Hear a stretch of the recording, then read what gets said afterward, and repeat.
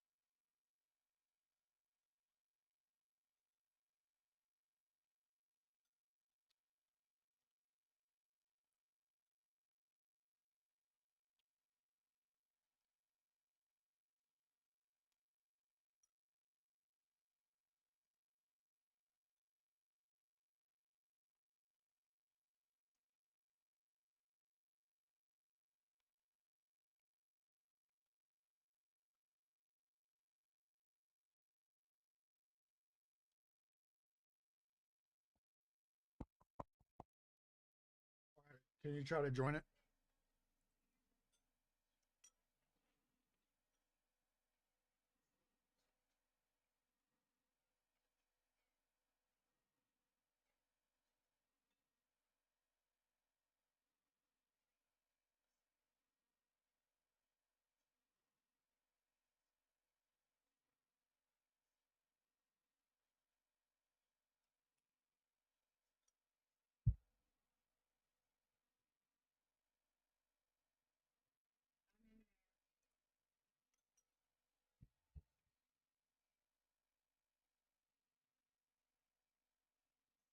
Can you hear me?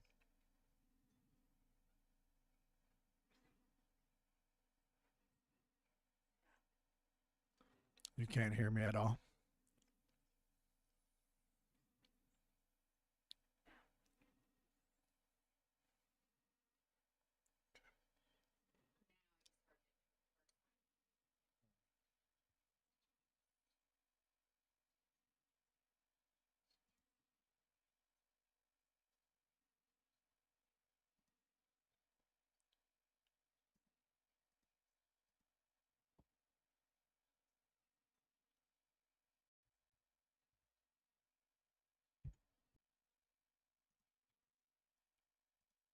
How about now? Is that any better?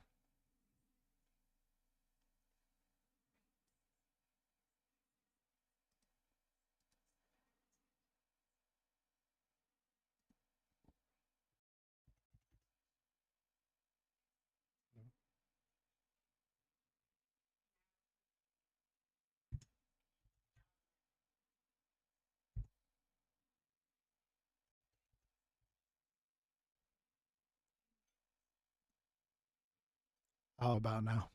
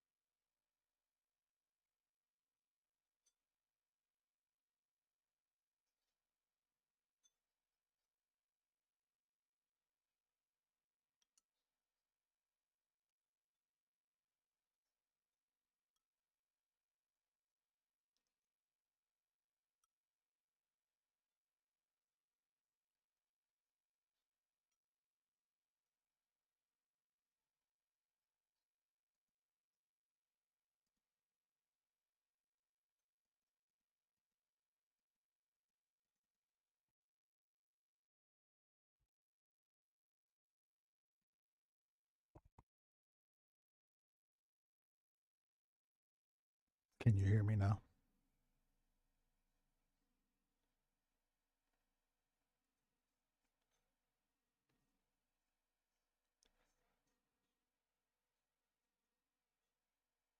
Still no?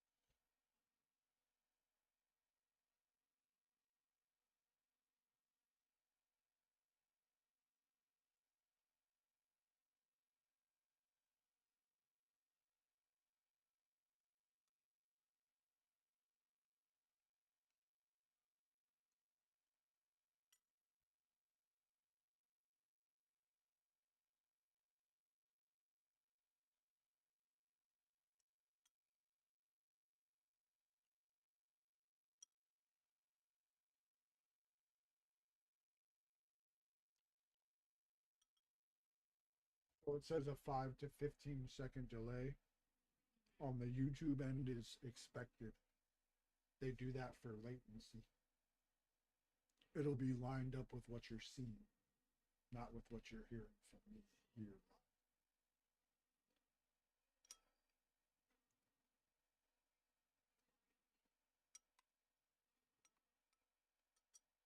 So I'm going to do it again in a second and time how long till you hear it.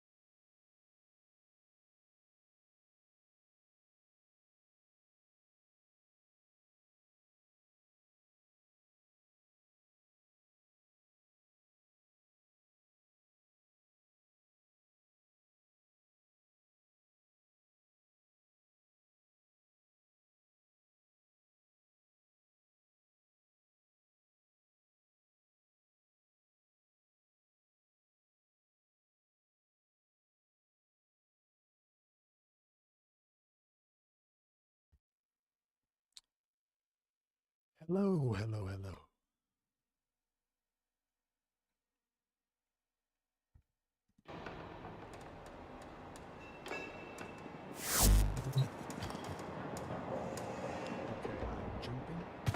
I'm jumping. I'm jumping. I'm spinning. I'm spinning. I'm spinning. I'm jumping. I'm jumping. I'm jumping.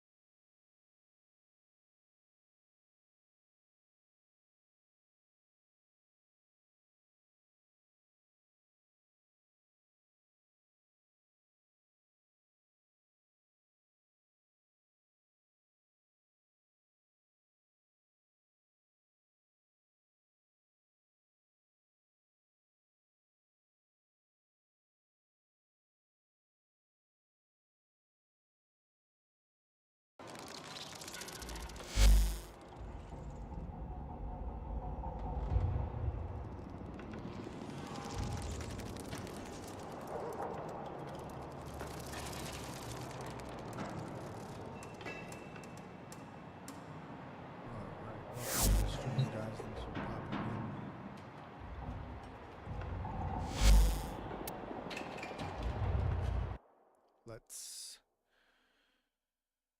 jump into some gameplay finally. This is my first stream on YouTube, guys, so I am trying to throw everything together and cross all the T's and dot all the I's. So if I am too loud, the game is too loud, anything goes wrong, and chaos incurs, please let me know in the chat.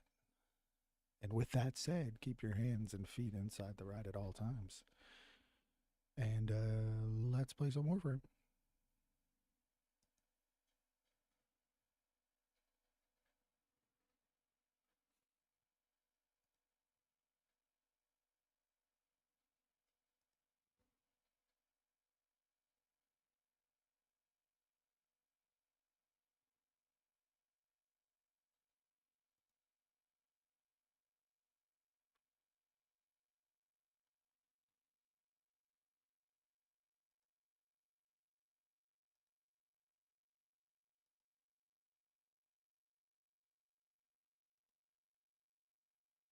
I wonder how to get my YouTube chat onto my OBS.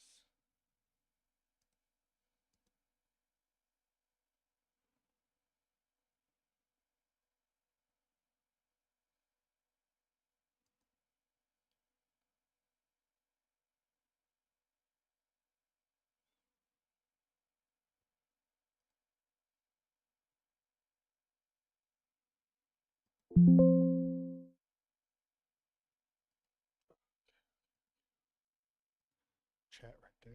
Nice.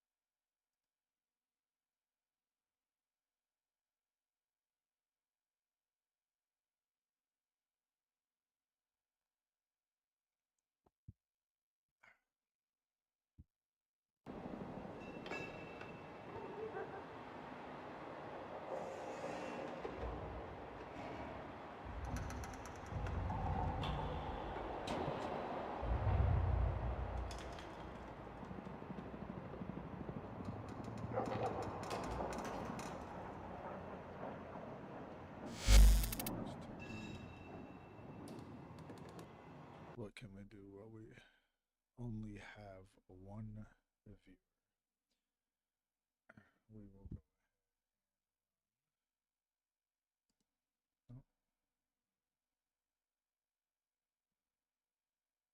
Oh.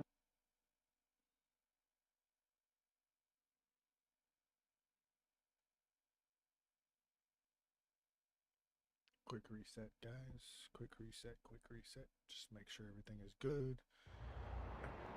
Like I said, this is my first stream, so just to make sure everything lines up here.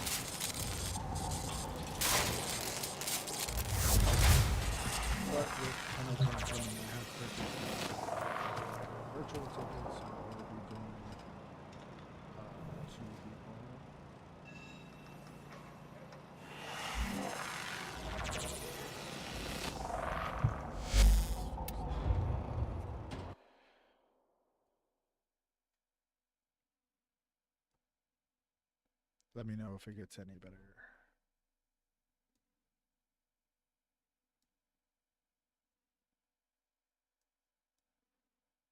Trying to get a good balance of the game sound and my voice here, guys.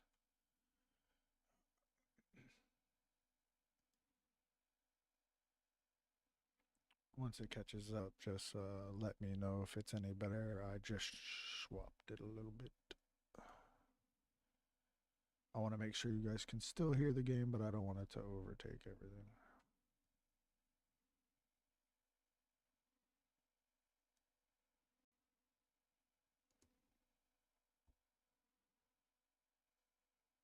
It's better now? I'm coming through much clearer. Okay, cool. All right. Back to the game, back to the game, back to the game. All right, like I was saying, with TennoCon coming in, I bought my ticket to the Borrow. I have been trying to run a lot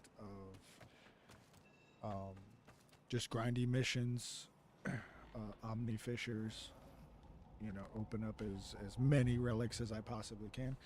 I want to show you guys how I farm relics, and I don't know if a lot of people do this. I want to lead in to this stream by saying I'm streaming just to have fun. I don't stake claim to any of these builds. You know, maybe your favorite YouTuber has a build just like this. I'm not saying I invented any of this. I've been playing for a really long time. I'm sure all of our stuff is pretty similar.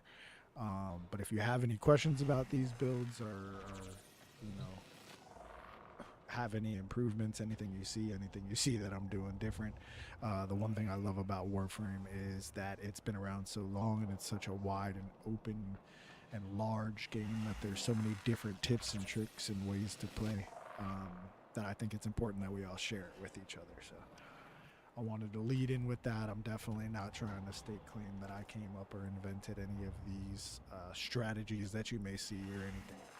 But as far as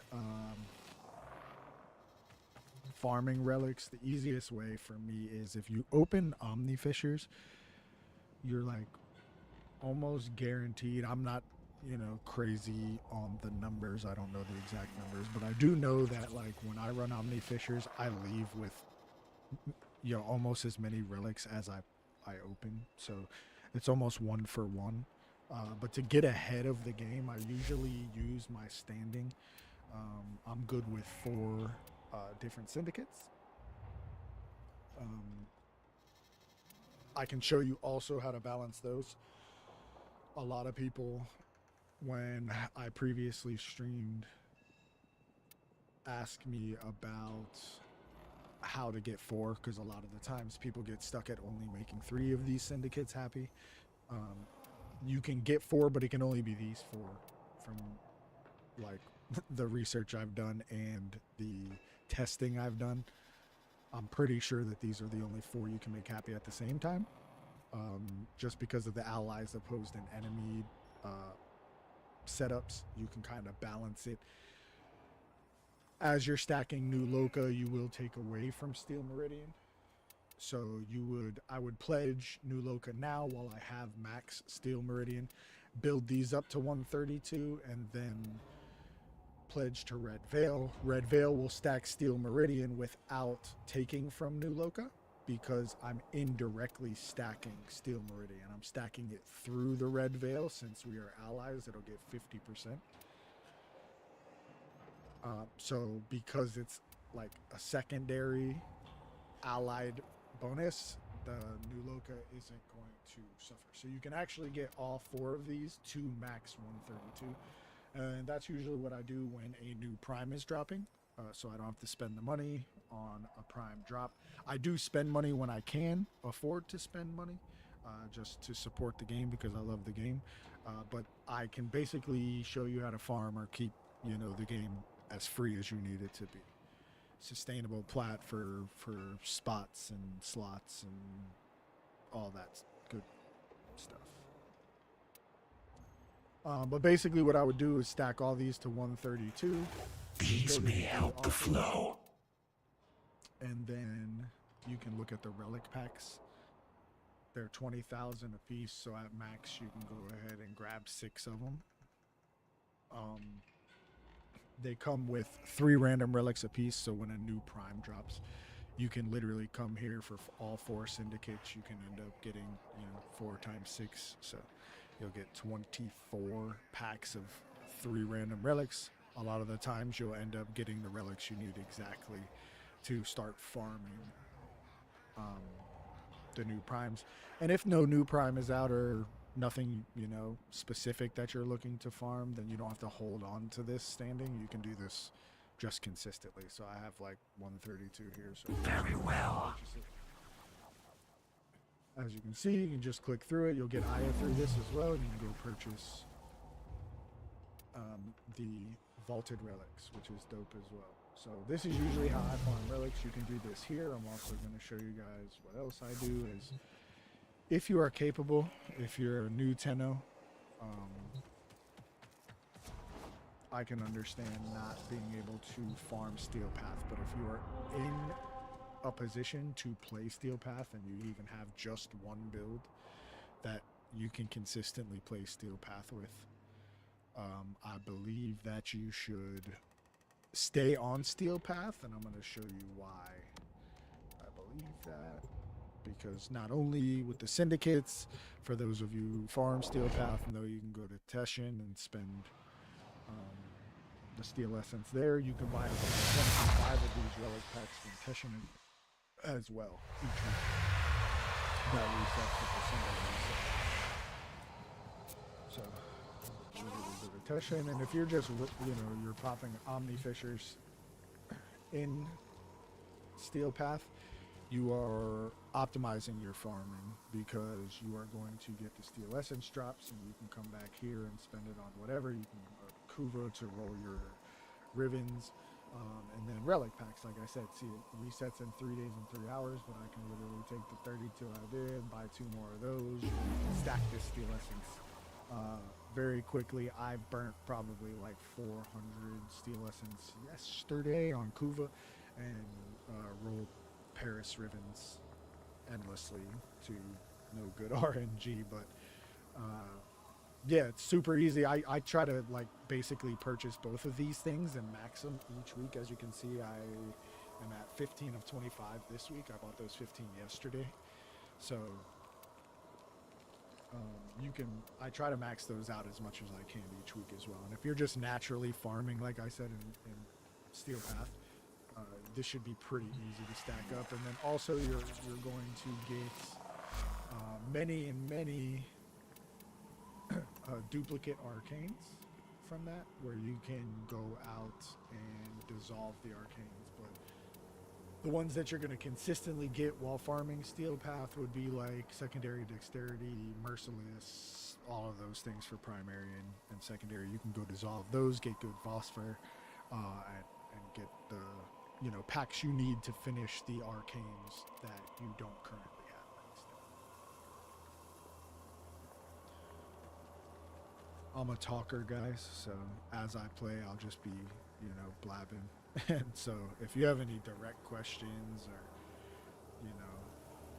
anything you just specifically want to chat about, throw it at me. Any questions you got about like maxing any of your syndicates or any of the open worlds or anything like that, I pretty much have like tried to make the farm as lazy as possible, as efficient as possible, however you want to word it, so that I could make most of my time, right? Because I know, some of us can play all the time and it's summer, and some of us can be on all the time. I'm a dad and a husband, so to fulfill my obligations of a full-time job and dadding and husbanding out, I gotta make sure that I maximize my time on Warframe. So I've tried to find the best ways to do that by like maxing my daily standing in each of the open worlds most efficiently, and how to stay plat sustainable without being able to grind 6 hours a day and beat everybody to the market. Whatever I can show you guys, I definitely will show you guys though. So today I'll be using my Necros. If you have any questions, unless I switch up any crazy builds and I need something specific, I'm gonna go ahead and use my Necros as this is my Loot Lord build, I will share it with you and show it to you.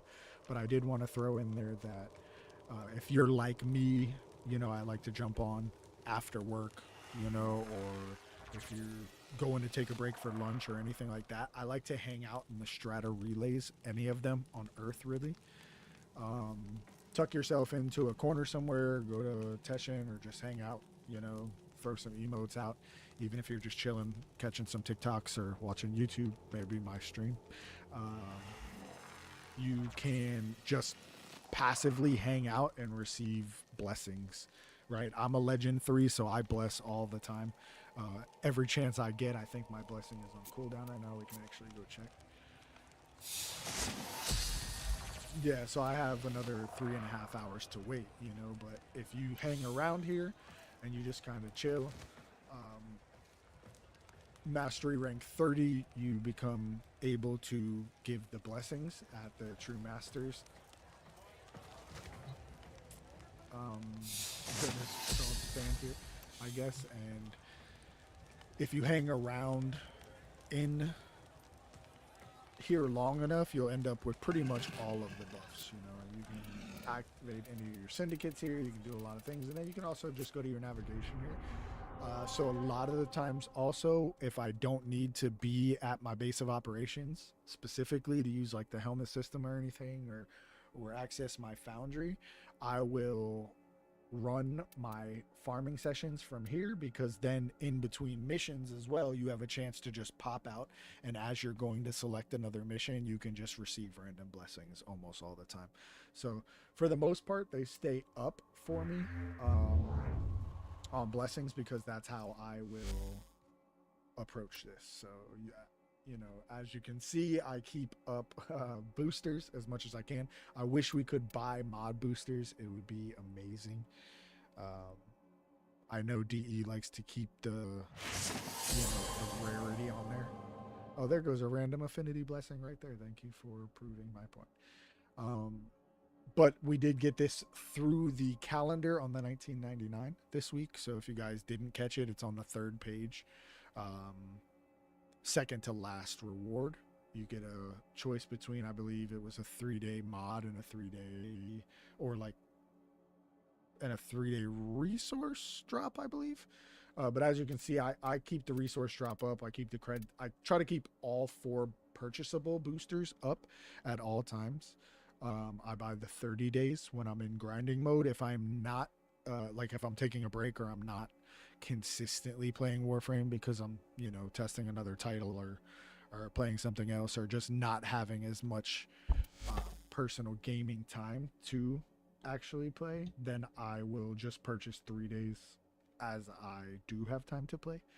But I've been in grinding mode lately on trying to, any gaming time I do get, I've been popping on here because there's been a lot going on. So I've been trying to lock in. So when I do that, I usually try to keep up 30-day boosters. As you can see, some of them are down. Plus, I will get like 50-hour, 54-hour boosters for free for daily logins, which is dope at Legend 3. I think it goes up a little bit towards Legend 5. You get a couple more hours, but that's like almost like a two-day free, and they're stackable. So as you get them, you'll start to see them gain back. But I have the 5 boosters up now, and just, you know, while we were chatting, or while I was blabbing, actually, you saw I did receive an affinity buff just from standing here.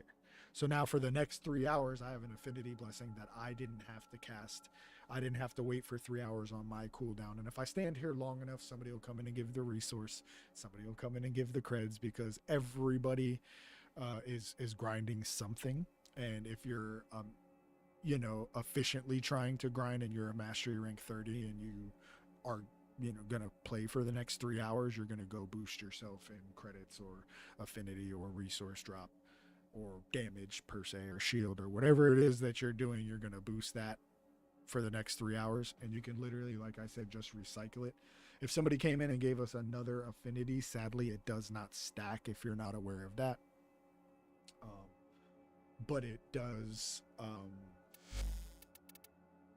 thanks for popping in, thank you for the like, but it does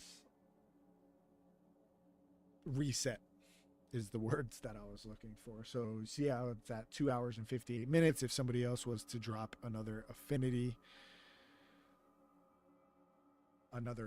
blessing, you are welcome. Thank you for tuning in. It would go back up to 3 hours. Sadly, it would not go to like 5 hours and 57 minutes. So the max you can get is a 3 hour blessing, but it can be reset on top of each other. If you're down to 10 minutes, you'll get another 3 hours. If you're at a hour and a half left, you'll get another 3 hours. So if you stand in the relays, that would be a pro tip. Always, when you have nothing else to do, even if like a lot of the times when I'm like looking at the trade chat and I'm just standing around trying to sell some things that I have, you know, written down here in my little store, I will stand in the relay just because I'm naturally going to get these blessings. So pro tip, stay in the relays as much as possible and you will just gain buffs for no reason at any MR, and it is super useful. And it does stack on top of the purchased boosters also, if you did not know that. So this affinity booster here and this blessing both work together hand in hand. They stack on top of each other, so it's awesome. They do not cancel each other out. Same thing with the resource drop. That's the only other, and the credit. So all of them stack on top. So when they give us a double resource weekend and then you have a double resource booster and a double resource blessing, that would be maximum farming time. Then you use a frame like Necros, you use a dog like the Chessia. I'll show you these builds, and it's loot layering, and you can just get like a crap ton of loot. A bunch of mods that you can turn into passive endo, and then yeah, I'll just kind of show you as I play the things I do to sustain plat and have fun in the game, be able to purchase everything I want. I'll show you guys kind of my equipment and arsenal just to show you, like, I have 7,000 plat here. I know that's not a ton. I see a bunch of streamers that have like a ton. Do I have a favorite build for today? Yeah, we're going to stick with Necros for today because we're going to do some farming. I'm going to share the build with you guys to show you the loot layering that I use, that I've found the best way to most efficiently farm for myself in the time that I have to play. So I'm going to share that with you here now. Necros build that I use, I take it into Steel Path. It can I've taken it to level cap. I don't go there often because I got some ADD and I, you know, can't sit in a mission for 3 straight hours. I like to take little breaks. I'll just go back to show you again. We just got a brand new invigoration for same thing, affinity. As you can see, it just reset to the full 3 hours again. So perfect example of what I was telling you guys earlier. But back to the build. I wanted to make a build that was efficient, could stay alive pretty much anywhere, was super strong, and could sustain, but also was top tier at looting, right? Because if you don't know, Necros comes built in with Desecrate, which forces fallen enemies around you to drop additional loot. So when they die, he will scan their corpse. And you have a 54% chance. I don't know what the base is. Let's see if I have an empty one here so we can see what the base is on that. No, I don't have an empty one. Just buy one. Go to configuration real quick and see what the base is. I think it is. Oh no, so it's 54%, so it doesn't scale at all, but the radius does scale. So on Desecrate, it'll scan. You have a 54% chance for them to drop additional loot, which is awesome. That includes mods, creds. I don't know if it's rare mods, but I think it's up to like the silver mod. They can drop extra, and then for energy and health, it's perfect because you can get them to drop extra orbs. You can throw equilibrium on there, but with despoil as much, it'll take from your health pool. This is the augment here for Desecrate. It'll steal from the health pool, so there's a good balance of not needing a ton of energy. This is also a negative efficiency build, so you're probably looking at it like, how do you sustain? But you'll see today. Arcane Blessing is going to stack our health, so we're going to health tank today. But you're still going to have good shields, and I do like to always have a layer of shield gating in all of my builds if possible. So I will be running Augur Reach for the shield gating. So if we pop Nourish, we will gain a little bit of shields. Terrify. But basically, if we cast, we'll get another shield gate, and that can just recycle over and over again. I'll show you that as well. But at 190, you're going to have a 47.5 meter radius on the dead corpses. It'll scan. You do not have to get the kill. So if your team is nuking, it'll still scan the corpses even though you're not getting the kill. So everybody's going to be stacking loot as long as they're in that 47.5 meter radius. So super dope.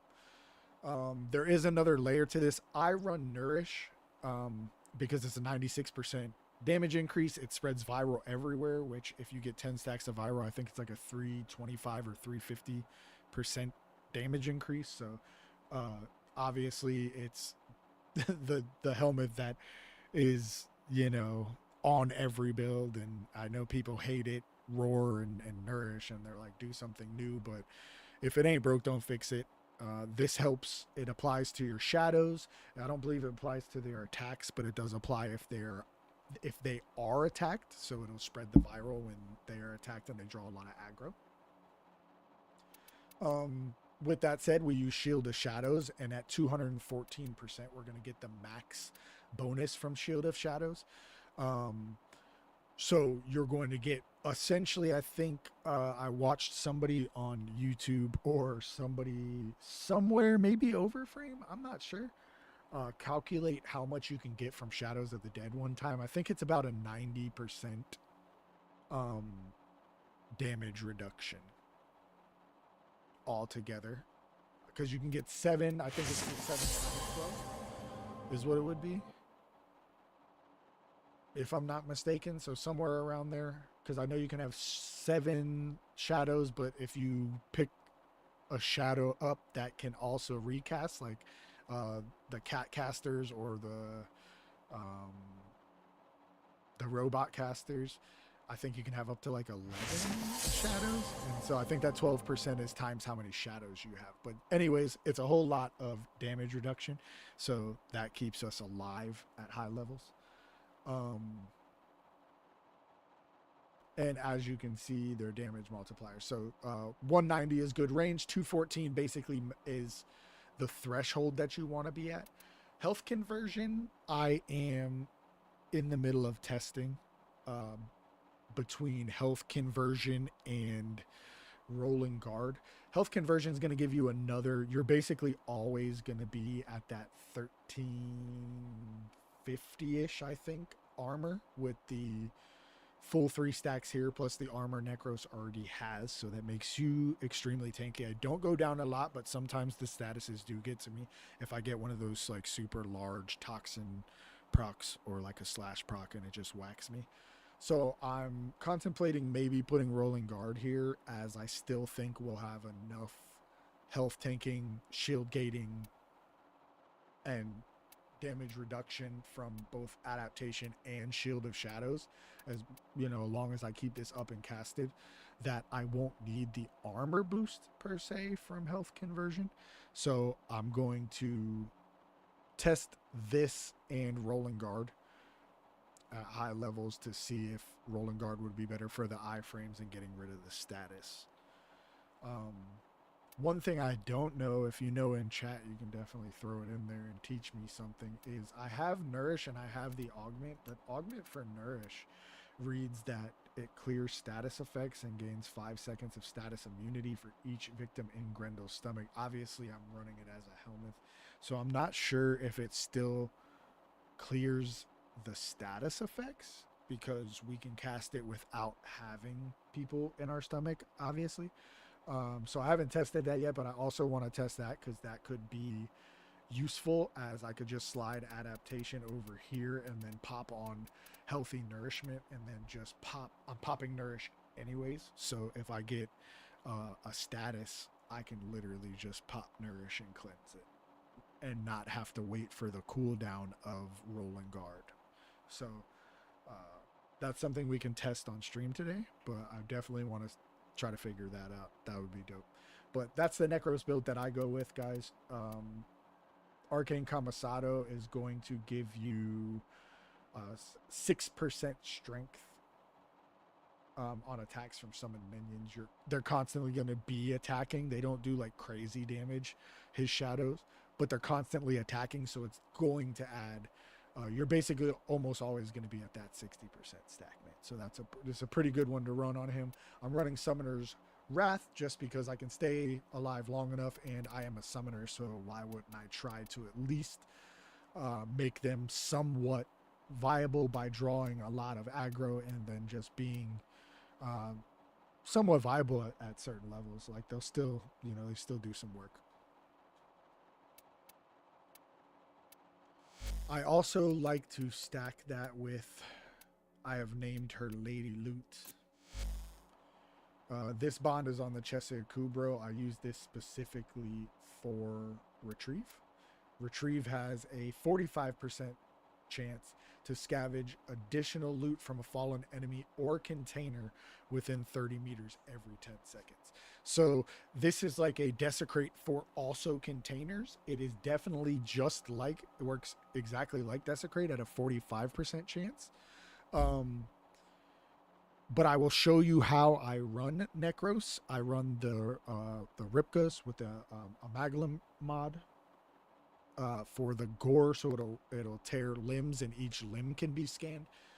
So this does layer in. I've done a lot of research to make sure that I wasn't just like overkilling and running this, because you can also run the dig Kubro to have him dig up and then give you additional loot. So that's another loot layer. But I like to use the Chesia because the Retrieve does layer in. It'll also hit corpses every 10 seconds, or adds the level of adding the containers dropping additional loot, which is super cool as well. Because you can get a lot of things out of those containers. I know even as an OG Tenno, a lot of us try to speed run through everything and we don't always loot the entire map, and I do the same thing a lot of the times when I get locked in on loot runs, but it is super valuable to be busting down those things. So I know a lot of people run like the Zaku or the Limbo, or things that can like bust open the loot containers, or you can run, I think it's the Carrier has a mod, like a loot mod that'll bust open containers. But I try to stop and open containers and bust open as many containers as I can. So Retrieve mod does work on containers as well, which is awesome. This is my build for it. I go with the Contagious build. I also have the Mecha mods, because why not? Even with just the 2 on there, it's another 15-meter radius, but it can chain with the 9-meter radius of Contagious Bond, because Contagious Bond can continue to chain to itself. So all in all, man, like this Chesed Kubro wrecks. And if you put it with the other mecha mods, like on certain builds, I definitely have mecha builds. We're talking like screen wiping from your pet effortlessly. It'll be dope. You'll see some of that on the streams. So definitely drop a subscribe. I will be attempting to make a stream schedule on here so that we can build a community and get in. I'm going to look into also building a Discord. I'm new to all of this stuff, guys. I've always wanted to stream and be a creator, but I am a full-time dad, full-time husband, and my wife is a stay-at-home. So I work a full-time job, 50 hours a week. So I want to stream as much as I can, but soon I will be coming up with a stream schedule so that we can build a community and I can stick to it. You guys will know when.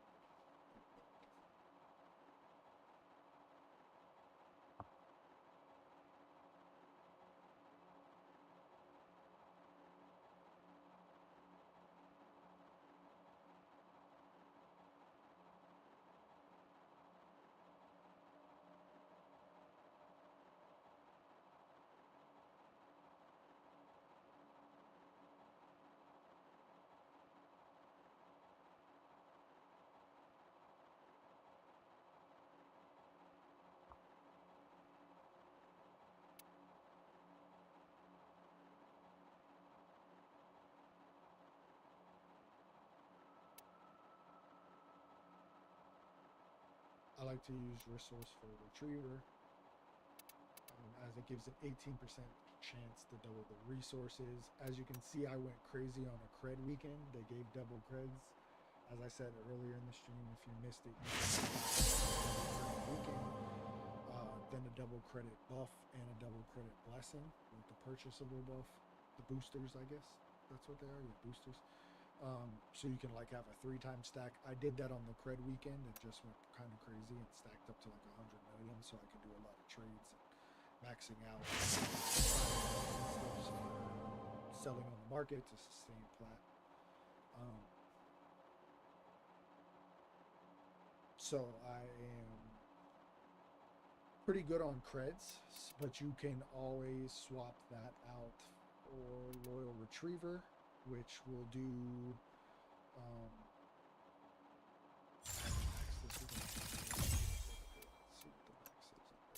13% chance to get both creds and resources, which is not bad at all. There's just a 5% difference there. I do think I do feel like I see a difference when I do need creds, though. When I was doing the cred run, I just swapped out the Resourceful Retriever for the Prosperous Retriever. 18% chance to double the creds, the cred farms as well. You know, using Chroma and all the good things. Or you can run Index. Index is pretty good, too. But the 1999 grind is pretty quick as well. And these work well on the 1999. So I'll just swap it out. Synth Fiber, Synth Deconstruct, because they are dropping so many orbs between the Retrieve and the Desecrate, between the containers and the corpses, you are going to constantly be getting orbs like crazy, fiber, armor like crazy. It'll make for a better situation of your pet staying alive. Enhanced Vitality. Depending on your Vitality, you can always go ahead and swap that out for the Link. But I think, if I'm not mistaken, I don't have this all the way. Yeah, it drops down to 1300. It will go up a little bit once the Blessing starts to stack with the Arcane. But if you just go with plain old Enhanced Vitality, you're going to go ahead and get right off the bat 3300. That's the right. Restorative Bond, Health Orbs, restore 60 more health and reduce Companion Recovery by 3 seconds. So again, you're dropping orbs like crazy. And because of Despoil, your Desecrate is now coming out of your health pool instead of your energy. So this is just another layer of adding the health back into your build with Necros, so you're constantly basically at max health, even though you're using Desecrate on every corpse on the ground. You're gaining enough health with the builds that I run. Okay.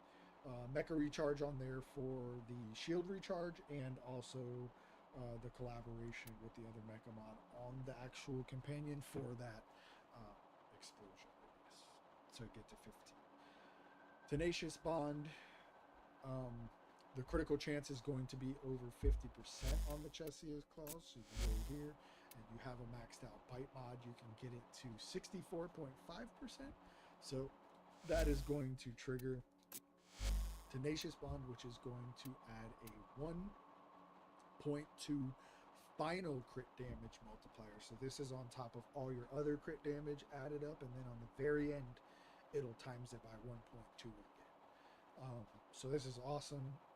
It helps out a lot. It adds another layer of damage, and you basically have it, or you proc it super easy on this specific Cooper. Like I already talked about those. Fetch, to me, is a must-have mod. I don't know how anybody plays the game without Vacuum or Fetch. I can't wait until they do a primed Fetch or primed Vacuum and they stretch it out to like 20 meters. I'm ready for that. Other than that, Retrieve, we've already talked about. I will go back to the claws to show you. I am running a mecha build, so instead of running any of the claw mods that would transition all of this damage into one, these are super strong. For the mecha, I was trying to get as many different stacks of status, because it will continue to stack and stack. I will show you in mission when it does proc, it'll just stack and stack and restack and reapply until it dies. I wanted to spread as many statuses as I could so that I was constantly doing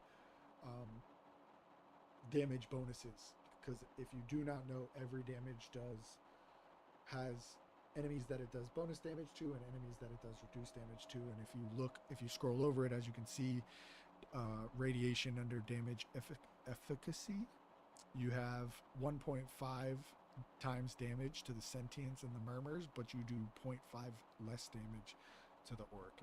So then I have viral on here that covers the 1.5 on the Orkin, so that'll keep slash is good against infested and Neymar. Heat is good, or normal. Heat is good against infested and Grenier. Magnetic is good against Corpus. Amaglum, I guess. He said they always use these crazy words, and then Techrat.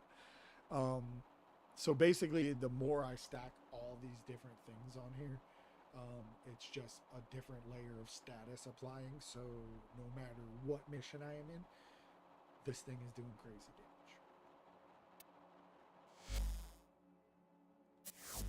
But also, I'm not the guy who's going to sit on here and tell you how to build or how to play, or, oh, you got to min-max, or like play to have fun. That's definitely the rules of this game. If you want to fish for like 3 hours, just do it, man. There's been days where I sit on the market for 6 hours and I'll play a mission. So don't be afraid to, just have fun. Play it your way. Now that I've shown you that, though, let's go to the arsenal, the things that I changed. So I do like to run the Coda Hema. It is new. I used to run the regular Hema, but the unique trait here is drains up to 5% of the Warframe's health on reload, but headshots with this weapon have a 5% lifesteal.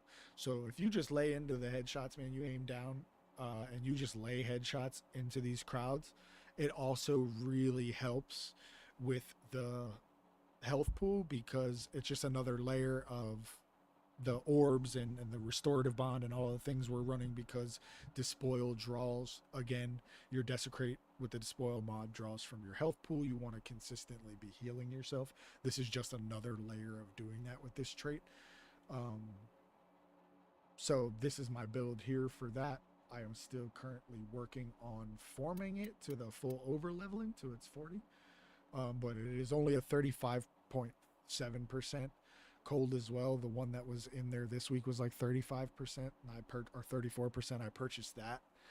Kept the cold over radiation. I'm waiting for a good Hema so I can get this to 60 too. That'll help. It is only a 1 Riven disposition, but I do have a Riven for it. That's not bad. Multi-shot, electricity, and projectile speed minus zoom. Not terrible, especially for 1 disposition. But if you do not have this here, you can pretty much just plug in like a 60-60 mod or anything you want to really throw in there to get whatever status that you're looking to build. But with me using it for the headshot lifesteal, I'm also going to use Deadhead, because on precision headshot kill, you get the 120 stack damage, stacks up to 3 times for 24 seconds, plus you get the 30% to headshot multiplier. So it all just kind of ties into each other. It's already super strong though. I like to use the new Sciotid. As you know, the unique trait on this here is that it will group enemies, and this does scale on multi-shot. The Rivens are super expensive right now, but I did get my hands on one and rolled it for CC, which this isn't terrible, obviously. Projectile speed minus projectile speed kind of sucks, but I didn't want to miss out on the multi-shot that I got on this, since it's also a Riven disposition of 1, but I got the multi-shot on it, which lets me group more enemies together, which is what I am using it for overall. So I'm missing something there. I think I had Oh no, I have to continue to forma this. I've already got 4 forma in it, but as you can see, um, I'm going to have to dump some more forma in there so that I can finish this build. But for the most part, this works pretty good. I think I might throw a lethal torrent in there to get that extra fire rate and multi-shot. And then try to make that projectile speed back by throwing in like a terminal, or what is it? Lethal momentum. And that'll cancel out. And I'm going to continue to roll that Riven when I have a little bit more Kuva and I can focus on it to see if I can get some more multi-shot and better negative, obviously, in a third stat there. So that's what I like to use it for, but I like to group enemies with that. And then with this, I love this weapon, by the way. The Spinner X is super broken, awesome weapon. I'll go ahead and just show you my build. We're not going to use that with Necros today because we're going to use a synergy. But these are super expensive as well, but I got a good one on that. Status duration, also not the best negative, but I'm working on it, guys. They're new. I got to keep forming this as well so I can get maxed out mod there and get a Tenno mod on here. But the unique trait on this is I built it for straight toxin because on death, enemies that have a 10% chance to burst for each stack of toxin that they have on them. So they'll explode and spread toxin, which is, it's crazy. The synergy is crazy with the mecha. It's like nuts. There's crazy builds you can go with it, but we're not going to go with that today. What we're actually going to go with in our melee spot is going to be the Ripkas.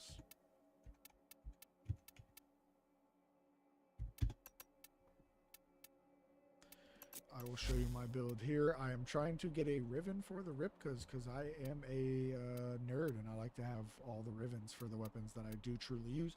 But to be 100% honest with you, if you do not plan on meleeing, like if you're just going to use your, primary, secondary, and minions, and you're not really going to switch to your melee much, you really only need this mod maxed out at the 100% gore chance is what we're looking for. This is going to, that 100% gore chance is going to synergize with your abilities, with your primaries, with your secondaries. Even if they do not have slash on them, they will gore because it's 100% gore effect. All of the things that would disappear, the gas procs, the radiation procs, all of the things that you should not normally be able to desecrate with this mod and the 100% gore chance, you will be able to desecrate. So you literally do not need even a stance on these Ripkas. You could just put the Ripkas on. The Amalgam Ripka's True Steel maxed out to the 100% gore, and you are good to go with this synergy. So this will make sure that there's limbs everywhere. And like I said, the Desecrate and the Retrieve both scan each limb as a corpse, as a separate corpse. So if you, for instance, I think they can not get knocked into maximum 5 pieces. So if you kill one enemy, you can knock them into 5 pieces, which could each be scanned separately. So you have 5 chances of getting extra loot per se.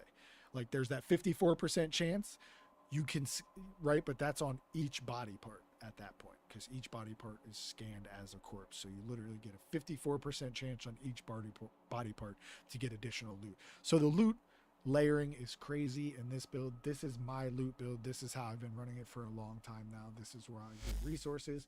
Again, while I was blabbing my face off, we ended up getting a blessing for the resources. These are the two I like to have the most. Again, I'm pretty good on credits, so I don't need that extra layer of credit. I don't need the extra layer of damage and all of the other great things that are there. So these are the two that I usually wait to try to acquire before I go into my farming. So now that we have them, I will show you guys my farming strategy with Necros.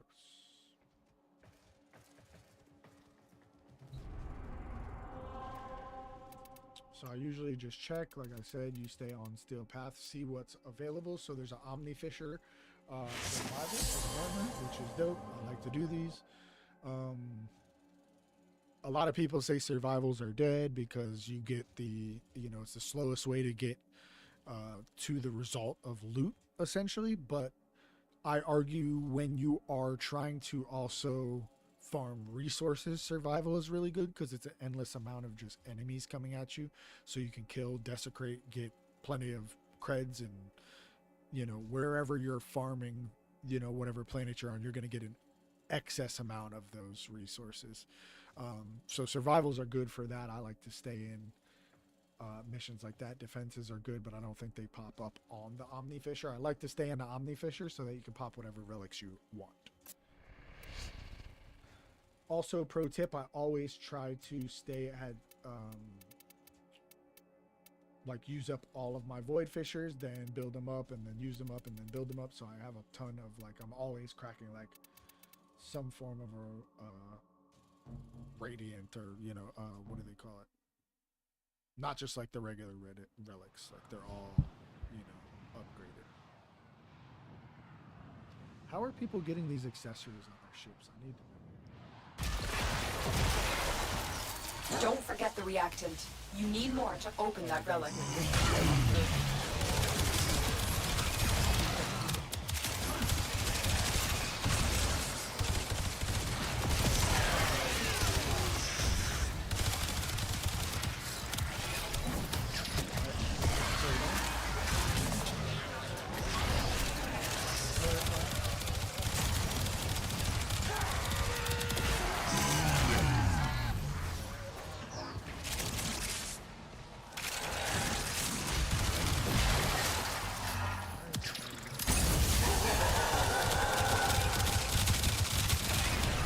Sending another capsule!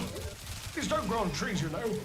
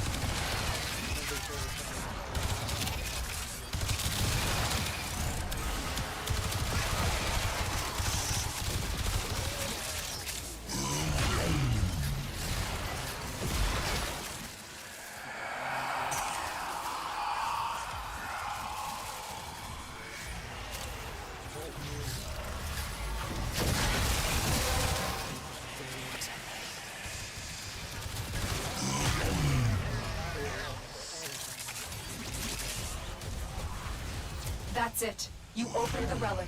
Finish your mission and we'll take a look inside.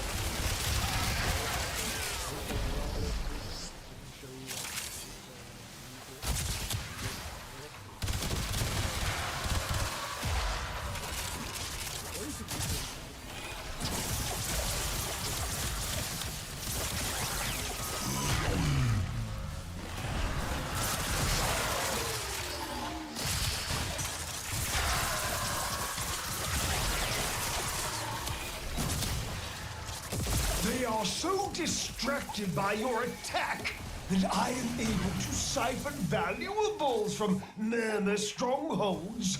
They will never see this fish coming. You can come home now. No need to be a hero on my account. Unless, of course, you want to be.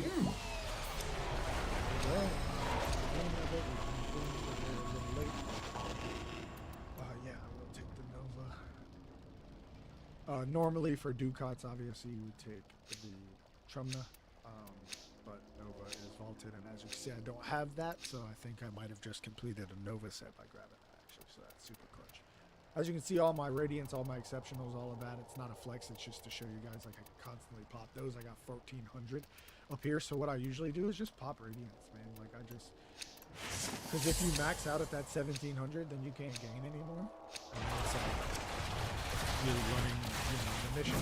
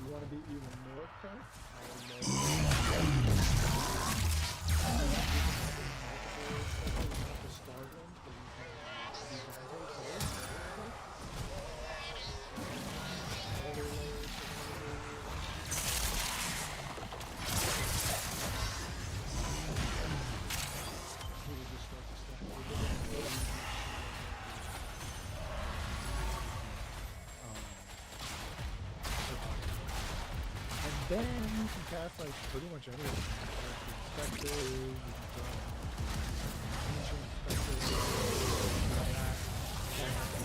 Soccer with you as well.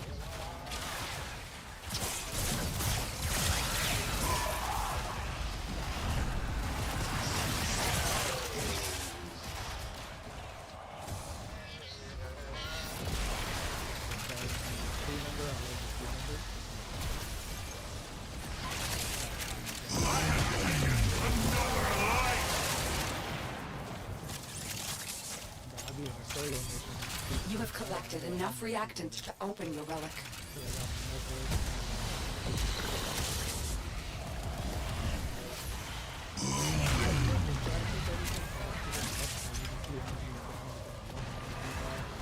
Oh, I do have a purple shard on. I forgot to show you guys. I will show you guys. You really only need one.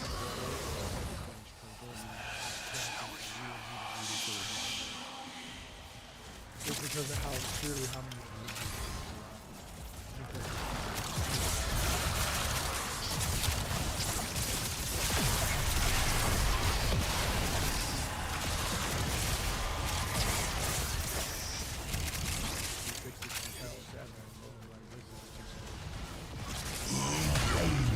Upon their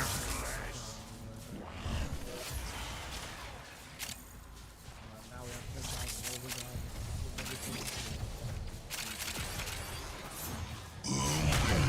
We're looting that's crazy, everything big kill, everything big kill. I have taken another life!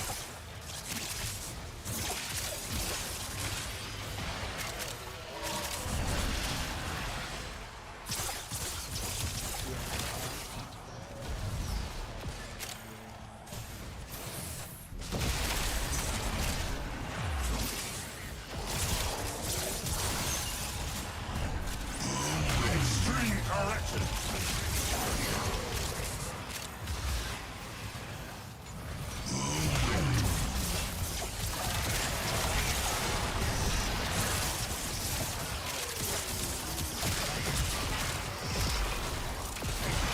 Correction has been carried out.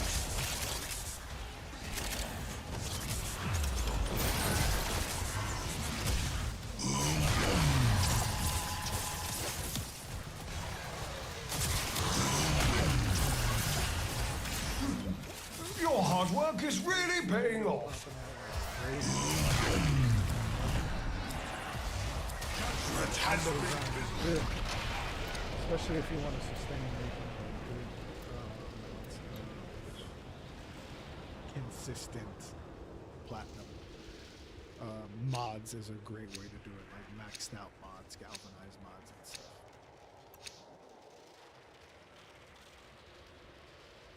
Prime mods from the vendor, stuff like that.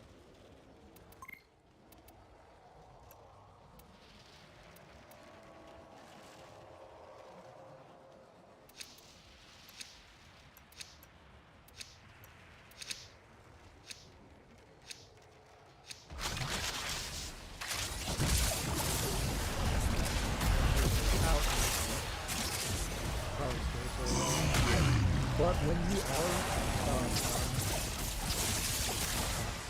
I like to no core is preferable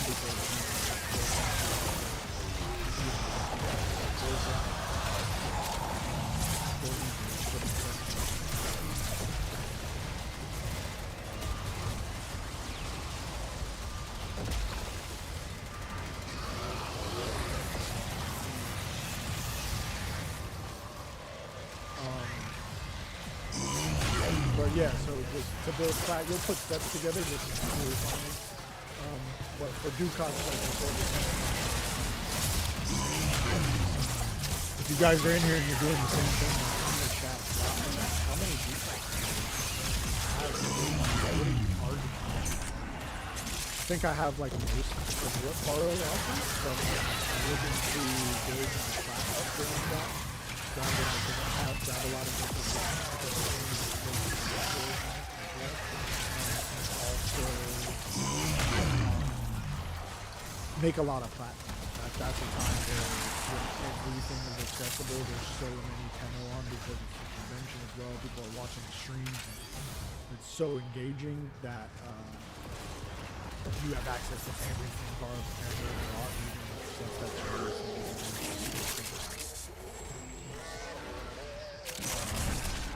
so people who don't buy the ticket will literally spend whatever platforms they have buying this stuff. It's a good way to make plat if you have the money to go to tomorrow. And if you don't do it even to make the plat, you just have the money to support Tenno is great. But like I just want to point out, like it's a great way to like finalize a lot of things in here. Mara brings a lot of things. If you're struggling with mastery, he brings all his weapons, all the tons of mastery levels here. Tons of skins, fashion training, all of your prime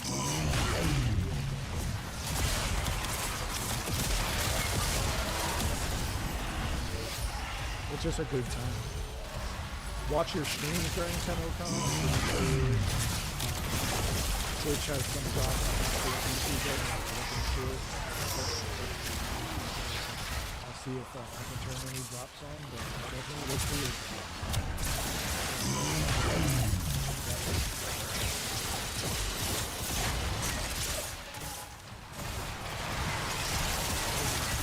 Fire is setting up every time one of your shadows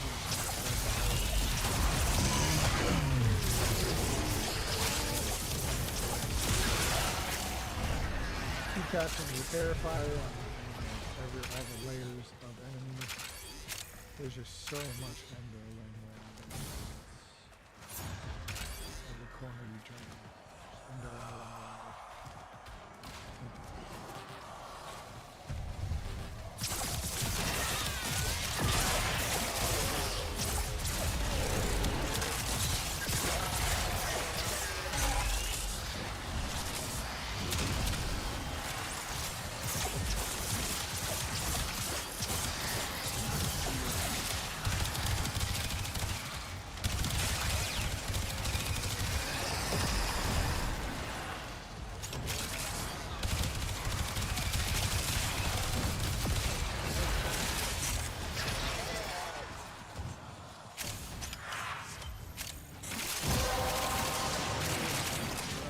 The relic has been cracked open.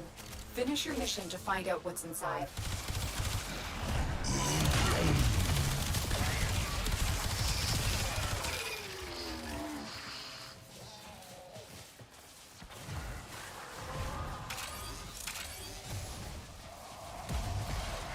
Used to play on Xbox, currently playing on a PC that I recently got. The experience that PC. Stupid.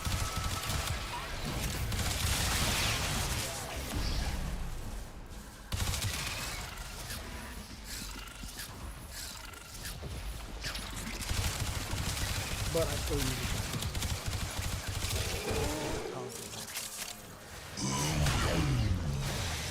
I do not think the Murmur will miss this, do you?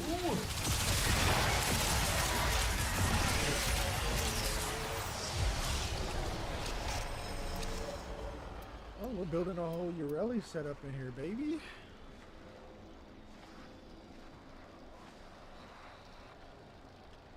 As you can see, as long as those two stay, I'll stay as well.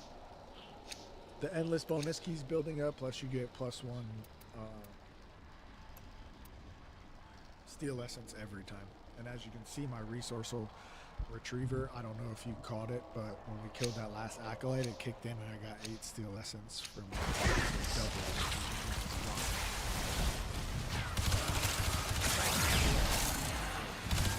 Get a lot more loot drops.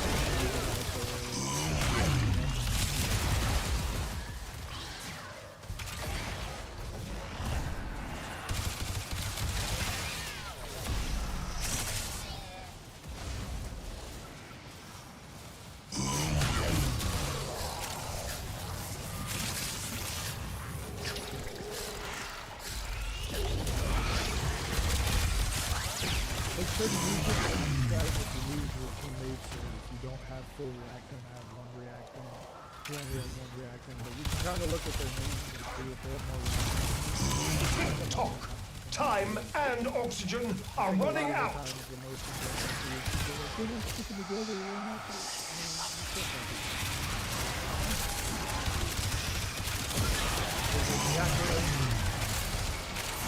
Your Tenno powers are useless.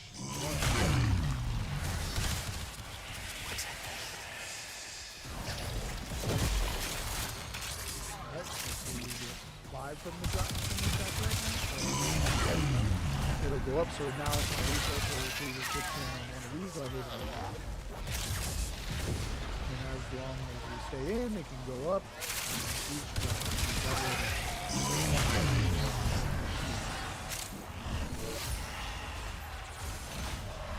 I am an endo head. I can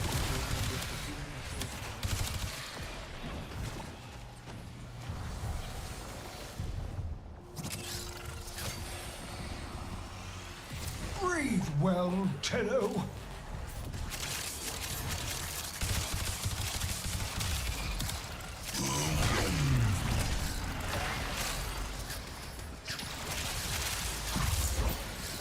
You have but 60 seconds of life support remaining.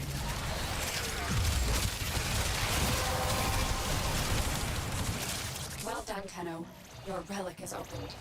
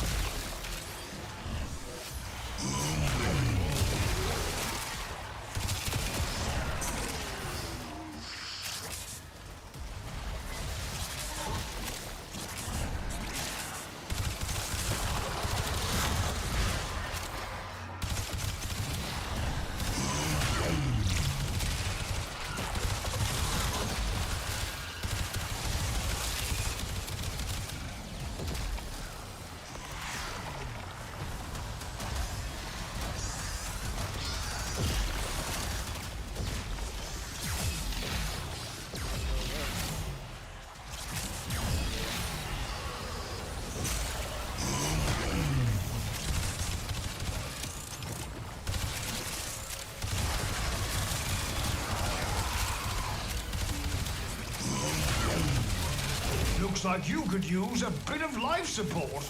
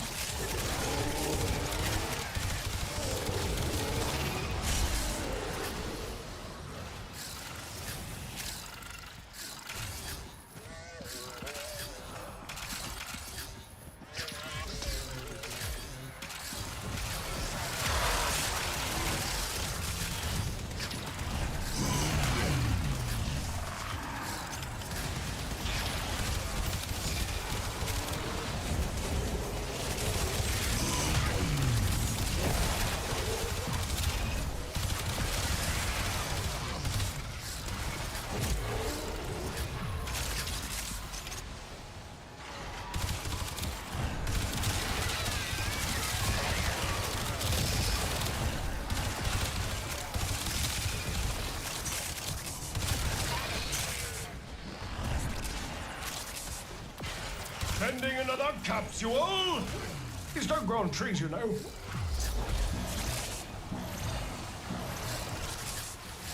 I shall put this one on the pile. We're going to need a bigger sanctum.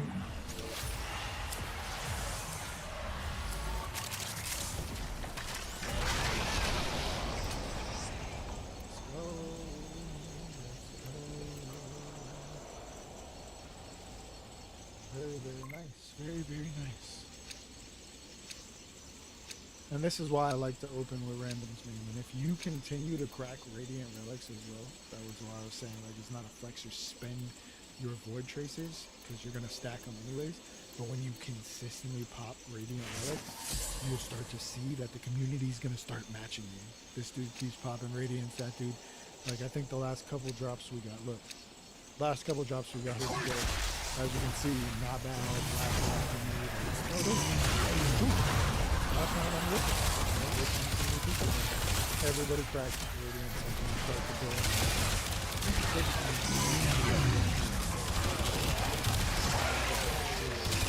All you guys are cracking Radiance.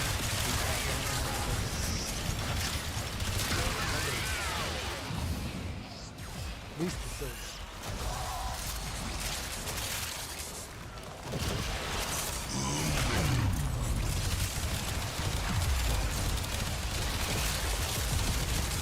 I'm always down to run with people too, so if you're looking to try to hang on.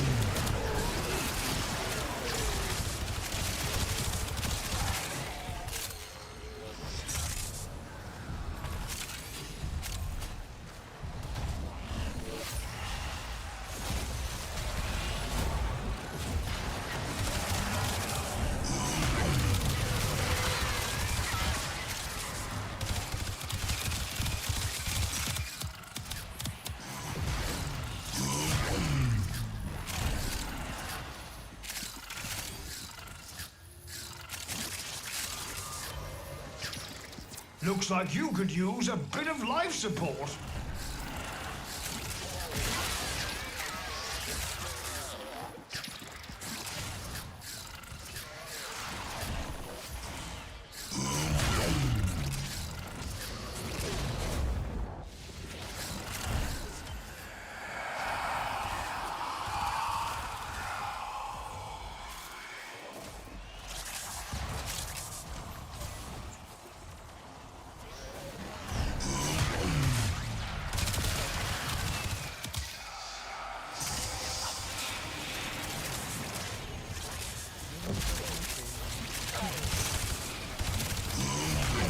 Relic has been cracked open.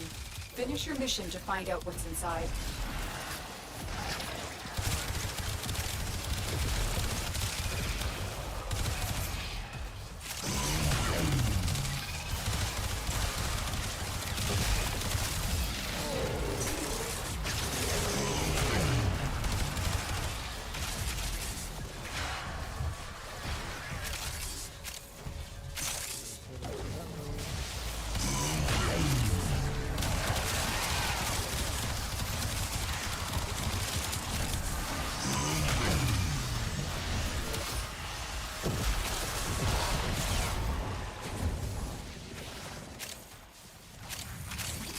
Sending another capsule! These don't grow on trees, you know. We'll be trying to upgrade my overlay and some BRB screen and stuff like that. I'm gonna take a break here.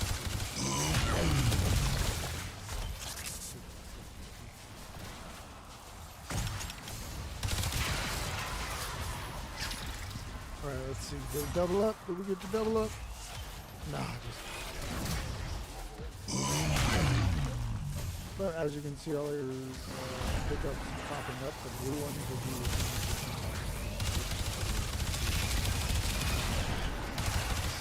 Pick something up and you see it pop up blue instead of white at the bottom, and that means that research and retrieval kicks in.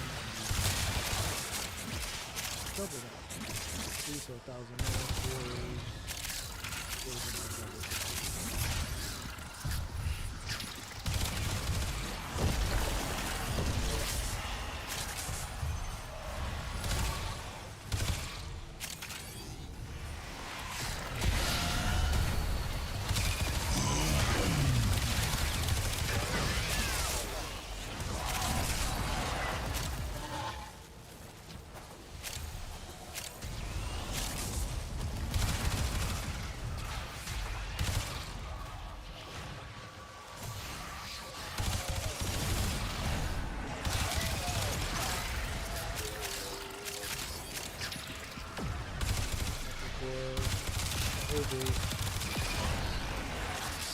kicks in quite often.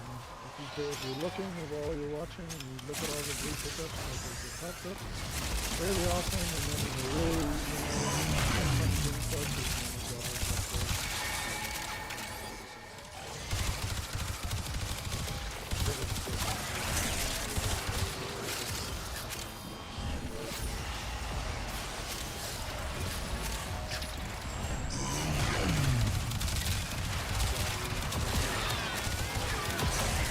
I do not think the murmur will wish this to you.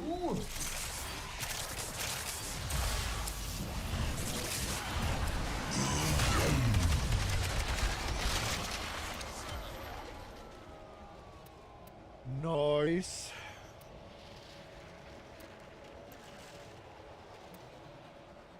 I got 2 of those. Let's see, I got 2 of these too. So didn't have any locations. Some macros there. Alright, so everybody's leaving.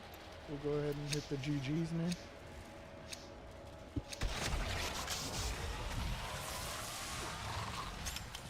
And then we'll do some comparing. What are we in here with? We're in here with a Valk and a Calero.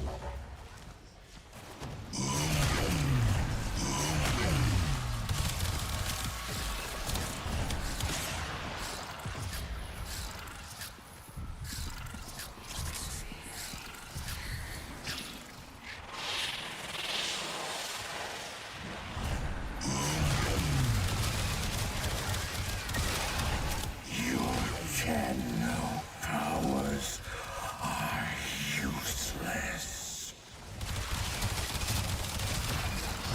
Your Tenno powers are useless.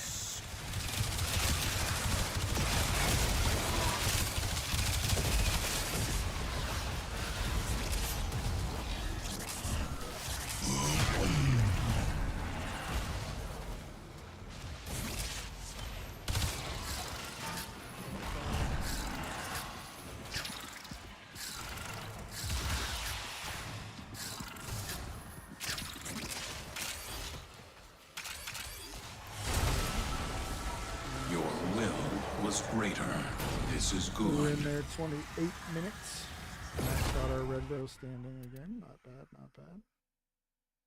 We would have also got Steel Meridian. on. That's how we would max it, Let's but we at didn't spend least our Steel Meridian. pretend It's already this out on mess our can turn. still work. You're not going to see that pop up. We got some good drops out of there. Got some good mods out of there. We do have a mod drop booster on. We had all the buffs, all of those things. As you can see, just some decent loot from a little 28 minutes. But what I want you to see as far as the loot goes, we can see pickup count. Look at the difference in pickup counts. Whoever this was moving around a lot more than me, got crazy amount of pickups. Like, that's a crazy amount. But this just shows the the enhancements, right? Like, that's helps all of this happen. Your pickups are crazy.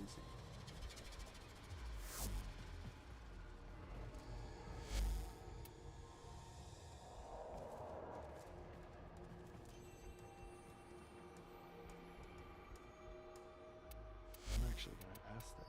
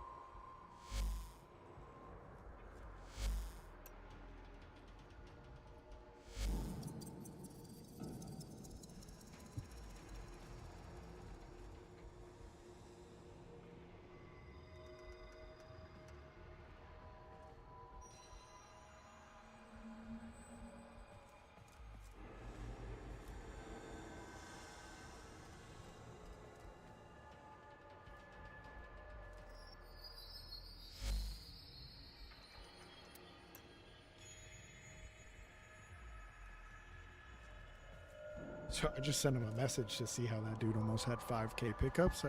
I'm interested to see if it was because I was desecrating everything and he was just Valk and moving around, like killing everything so super fast and just shooting around the map and getting more pickups than me.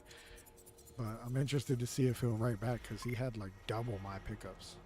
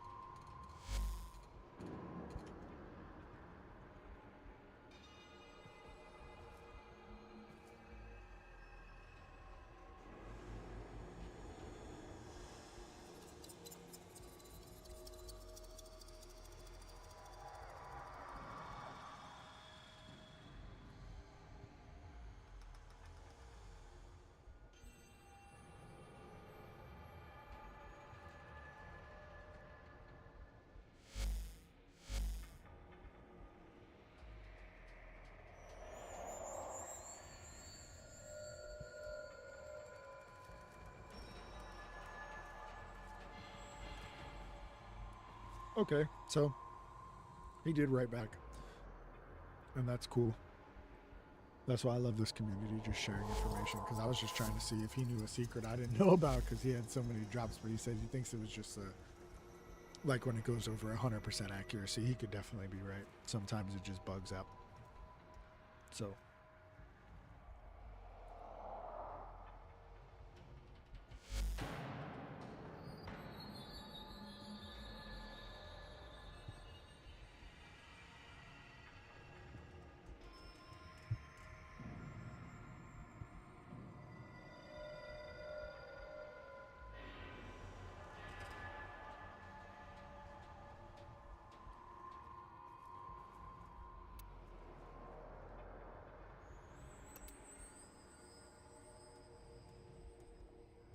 I love to sit in the trade tab. I am a super nerd at trading. I write everything down. I got laminated sheets, erase markers, and like I don't play around.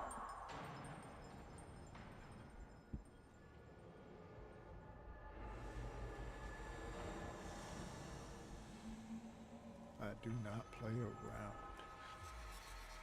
Because I like to write everything down. I have to go to my Foundry every time when I see, you know, everything ticking by, especially now that cross-platform is here and the chat moves as fast as Usain Bolt. So it's kind of hard to keep up with. So I like to write everything down, so if I see something pop up, like when they're like, oh, want to buy a Rhino? I'm like, oh, boom, I got Rhino. I don't have to go to my Foundry, I can just offer. Another pro tip, if you are on PC, if you're on Xbox, you can connect a keyboard, wired or wireless, to your Xbox via the USB, and then you can use your control functions on your keyboard to copy and paste to the chat. So if you type out a nice long message to, you know, like a want to sell, like a little store message, and you link everything instead of having to do it over and over and over again, you can copy and paste. Now on the PC, you can't do that directly out of the chat, but if you pull up your Windows notepad or, you know, whatever kind of notepad, if you're on Mac, just type it in there.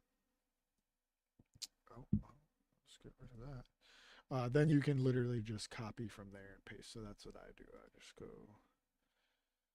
ahead and copy here, and then Control V. And boom. As you can see, it didn't take time to type any of that. I know I have ribbons to sell for all of those. So then I can turn around and just post that. I am about to go take a little break. So again, another pro tip, when you need to take a bathroom break, anything like that, I'm going to take a bathroom break and go grab something to drink. Like I said, I will upgrade the stream, guys. and put like a BRB screen so that the chat can pop up, and maybe put some tips and tricks on there or something like that. But when we go away, guys, right? Pro tip, right? If you're trying to sell things and you do have everything written down, or you have like a copy and paste shop like that, I would say definitely paste before you walk off. You get a full 2 minutes of your post being up there. You can come back to chats and just like passively sell stuff, because it can kind of suck to sit here and just copy and paste and post over and over again. Like, I just usually watch anime on my market days when I'm trying to grind plat. But also, because I know I am going to run away, there's no reason for me not to go back to a strata relay. As you can see, there's like 12 of them and they're all maxed out, or like 10 and 11 are available. So people are on right now. It's like a peak time. We're looking at like 6, 12 people are getting on. So you're going to get a bunch of blessings, man. I'll just go to Navi, back out real quick. Cool little backflip. I will be back, guys. Thank you for tuning in. I will be back in a few minutes and we'll do some more streaming. And in that reset, we will do, we'll take a look. We might have to run some of the event. I know the event isn't quite over. I need to finish a couple of my arcanes out on the event, the Isle Weaver event. So probably run some of that. We'll do some more looting with Necros, and we will keep up the good work. So I shall be right back. Thank you for tuning in.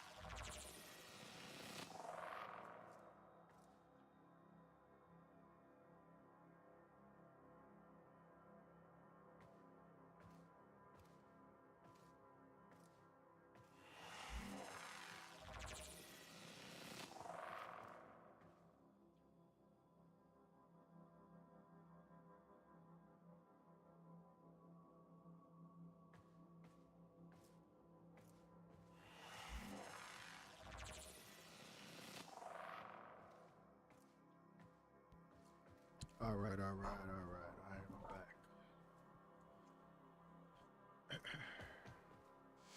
Get any blessings while I was gone? Credit blessing. See? Quick, easy.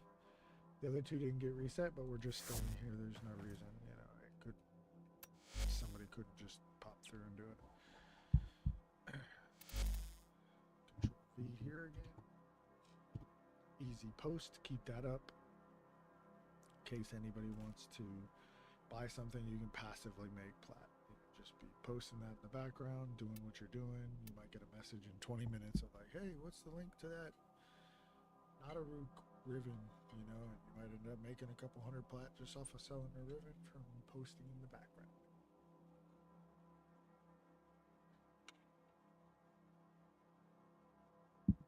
I also like to put a filter up here of want to buy when I'm looking to make plat. And then if I'm looking to buy something specifically, I might even put like a want to sell it there so I don't see any of the want to buys. Like I just filter out everything because there's so much. Want to buy will still sell you things if they've put both WTB and WTS in their posts. You'll still see some of the selling things, but for the most part, it'll filter out anything that does not have a WTB in it. So I like to, on days when I am looking to make plat and I have farmed for a while and I have a bunch of sets written down that I know I can, you know, sit there and have a bunch of rank 5 arcanes and I got a bunch of, like, a whole set of things, a bunch of Rivens, and I'm ready to go, right? I got a bunch of things to sell. Then I'll sit there, I'll pop on like an anime or a show in the background. And I will just sit here and kind of watch both. I'll just be watching my show. I'll look up. I'll try to keep my eyes on the ticking market here. And watch it. There goes a reset on my resource boost right there. I'll just take a, you know, look at the ticker and be like, okay, cool, Volbin Prime. I got one of those. Boom. And then you can just talk to this dude real quick, right? Froggy Couch. Boom. Talk. Send him an invite. Send him an offer. Easy money. Oh, I got a Volt set. Boom, boom. Take care of that, right? So it's just kind of keeping up with it. If you see somebody post, want to buy a Vex Riven or Lex Riven, or want to buy, you know, and you look over at your list, you're like, oh, I got a Lex Riven. Pom, you'd be the first one there. Hit your keyboard, type it in. I suggest getting a keyboard connected to your console.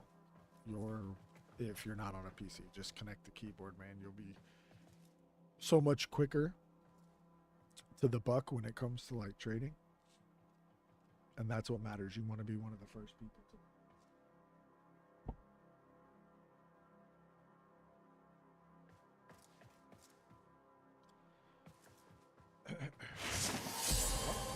another cred reset. So as you can see, I'm glad that when I did take the break, I stood on this screen here so that what I was saying earlier, you guys could kind of keep seeing. Like, it's no BS, man. If you just stand in a relay, you will literally just get blessing after blessing after blessing just for free, without you even really trying. Like, you're just chilling. I'm looking, I keep posting on the market, I'm talking to you guys, chatting it up, figuring out what I'm going to do next, making my game plan, and while doing that, I'm passively getting credit blessing, resource blessing, affinity blessing, so you always can go into these missions at max potential.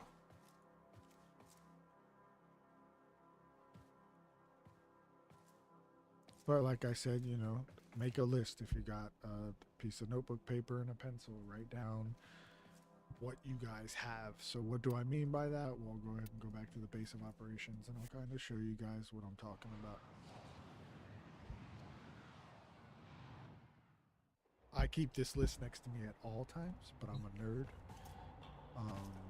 You don't have to do that. I used to just make days where I would grind all week and then I'd be like, all right, Saturday I'm going to dedicate a couple of hours to just sitting in the market trying to make platinum. Like just watching the market go by and spending all of my energy into trying to make deals for platinum so that I could, you know, buy slots or self-sustain, whatever it may be. So what do I mean when I mean making a list? So you just take your notebook paper and you just scroll over. So I go to, I usually start at Warframes, right? And it's a quick look, right? If you don't have the blueprint, then obviously you don't have a set of it. So I start with blueprints. If I don't see a blueprint, then I know I don't have a set of it. So I look at Atlas, I realize I only have a chassis for Atlas. I don't have a set for Banshee. Oh, almost have a set, right? I'm missing just the systems, but I don't have a set. Baruch, no set. Chroma, no set. But I just go by piece by piece and look at them. Equinox, nope, missing one piece. See, I have pieces of Frost, but no, like, so it'll just be Gara. So here's a perfect thing. I got a Gara Prime. Gara. Right, so just from running, I now have a Gara Prime. That's probably 60 plat, something like that. So I would write that down on my list. Boom, okay. I have a Gara Prime. So if I'm sitting on here and watching the tick go by and I see somebody say want to buy Gara, I don't have to come back to the foundry to see if I have it. I have a list here of everything that I have full sets of to be able to sell. You can take it a step further, go to Warframe Market, look at the average price, and then I price out all my things too. So when they ask you how much, you don't necessarily have to go surf the web or come up with your own price or try to make something up. You can just kind of see what the market price is at and then find your price in the middle, right? If the market low is 40, if the high is 80 and you want to ask 60, shoot your shot, see what happens. Either they ignore you or you make a sale. You can lowball people, go under. You can try to get the very top. If it's 80, you can shoot for 81. I wouldn't advise going for like 500 for something that's worth 40 because you'll probably just never sell it. But yeah, so this is what I do. So Garuda, you can look at Garuda there. Missing a piece on Garuda, you look at Gauss, you're missing a piece on Gauss. You have all the Grendel pieces except for the blueprint, but you can kind of just scroll through and any of the primes, you can see what primes you have. You have a Hildren prime right there to sell, so you got a Gara, you got a Hildren, almost a Hydroid, almost an Anaros. So as you keep grinding, you'll just finish these sets out, right? Passively, you'll just be opening relics. You'll finish these sets out. If you have a set that sells for like stupid low, just turn it into ducats, right? So you don't necessarily have to sell it for platinum every time. But I'm just constantly opening relics and getting relics, so I'm constantly putting sets together. So I'll go ahead, I'll scroll all the way through. I see now I have a Neza Prime, right? So I'm writing that down on the list. I got Hildren, I got Neza,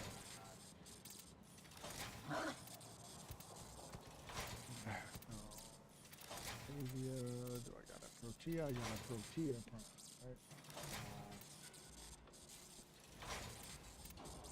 I got a Rhino Prime. Got a Sevagoth.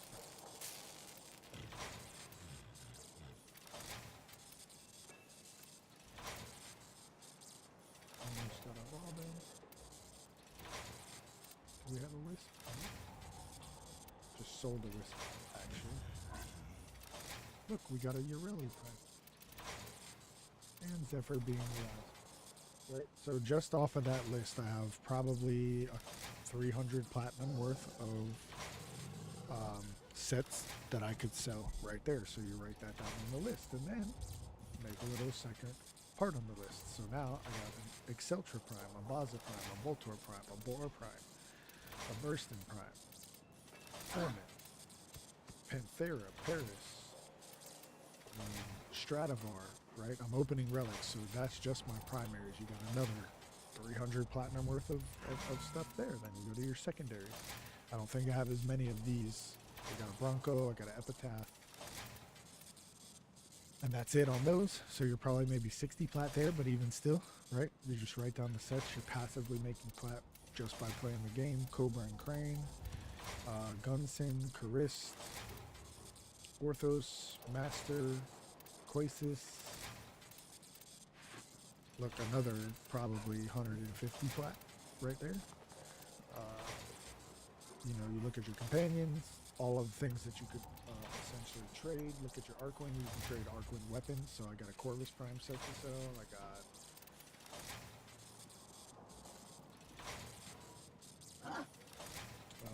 that's pretty much it out of that one. But That's what I would do. I would write that list down, and then as I'm sitting in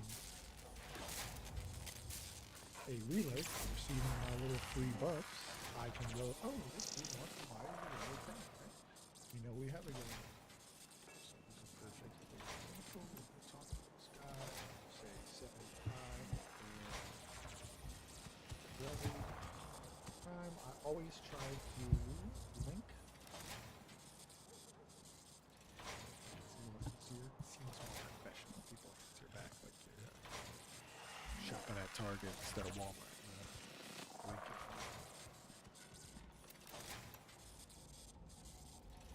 it. And maybe he says nothing. Now, I did not go to the market on that one. I don't know what the market value is on that. But look, see, sure, invite. We just made 75 platinum. And you guys literally watched me get the last 2 Urelli pieces I need to put that set together. So in 28 minutes, we got 2 Urelli pieces and made 75 platinum. So I'm going to go ahead and go to my dojo, and we're going to trade and make this money.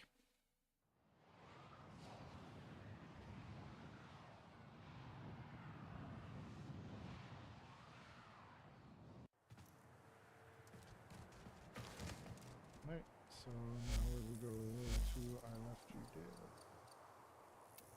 Invite. Who will show up?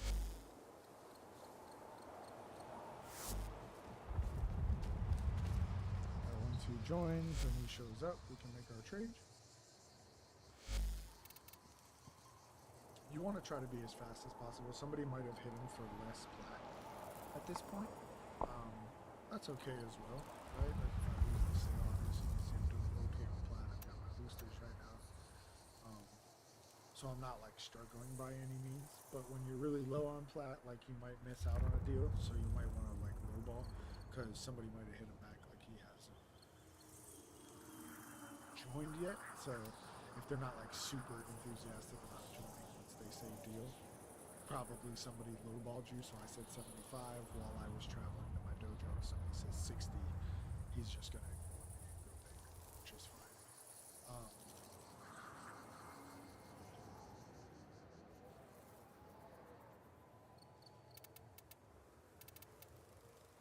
But you can just keep scrolling. You see another guy wants to buy Urelli. He said 50.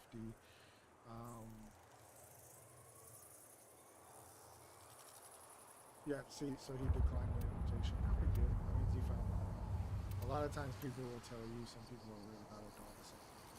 Not a big deal. Always shoot your shot. Like I said, I did not look at the market to see what the average was. So it's always good to kind of keep the market up in the background for yourself.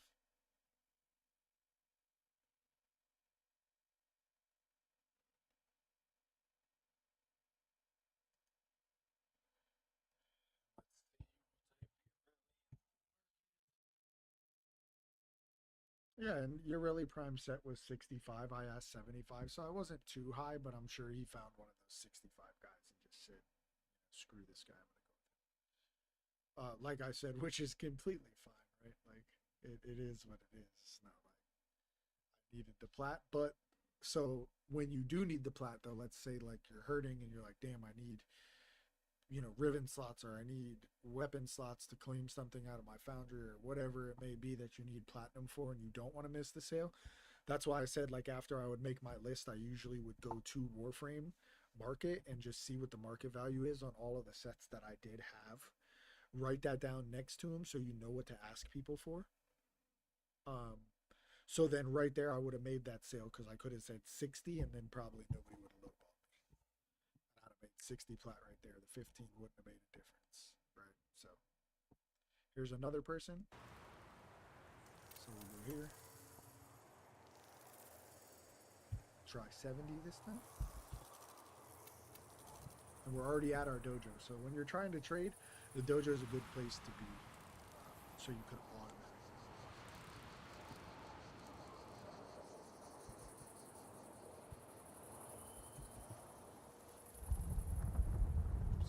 Link, let them know. 70 plat. Again, the lowest on there is 65. So.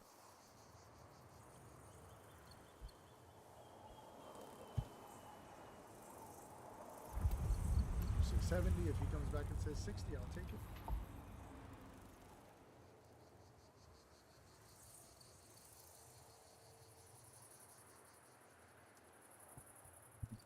What's that background?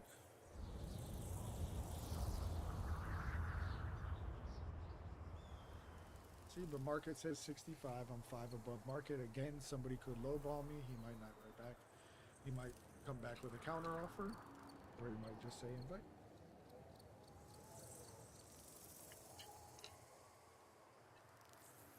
But if you sit here long enough and you write a detailed enough list, you know what the market is looking for. You know, ribbons, write down what ribbons you're trying to sell. Not necessarily you'll link them anyway, so just write down what weapons you're selling ribbons for. Kind of like you see my post. Write down what complete sets you have. Unless you want to get super intricate, write down every piece, but that's kind of hard to keep up with. I used to do that, but it's hard to keep up with. I just write down full sets. So write down all the sets you have, write down all of the maxed arcanes you have, whether it be 3 or 5, whatever the max is for that arcane. I would max those out before selling. Do that.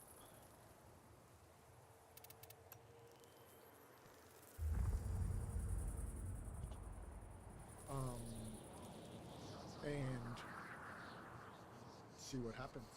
You know what I mean? Again, I can counter offer here, hit him with 65. He keeps posting for it, so he wants to set. It's weird to me that people don't know how to like communicate, because they're like, how much? And you say something, and it's you're not forcing them to buy it, but they say nothing else, and they just random post again. I mean, we checked the market this time, so we're in the ballpark. He's trying to get something that's way below market, so he'll probably sit there all night, break his fingers posting, because we know that nobody's selling it right now for less than 65. At least on the market. We have Protea Prime, so we can talk to this person.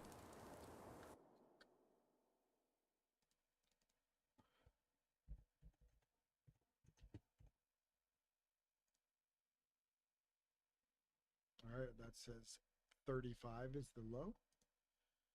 So I think what we'll do here is say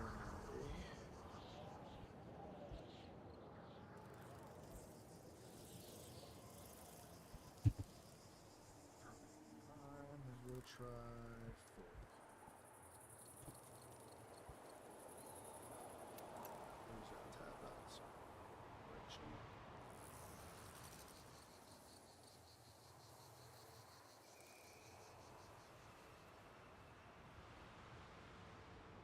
Now, if I give you a good deal and you don't write back to me, or if you're some kind of rude, I'll be petty too. If you come back and you're like, okay, I'll buy it from you for this.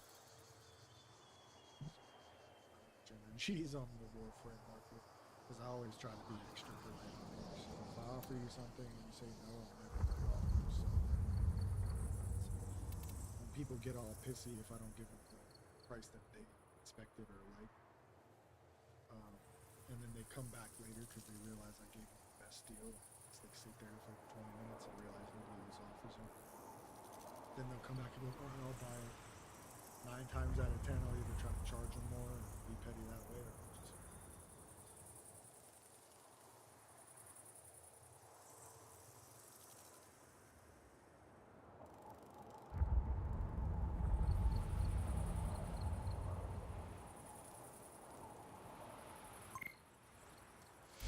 See how this dude took a while. He's saying 1 minute. He's probably going to look at Warframe market, see if he can get one of them to answer.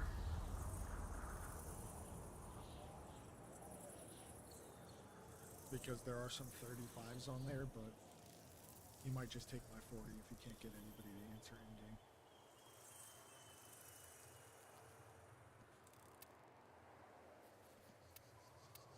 And I like to close the tab because it'll pop up when they write you. So you leave it open, they might write you and you miss it just because you didn't see it. So if you close it, it'll pop up every time they respond.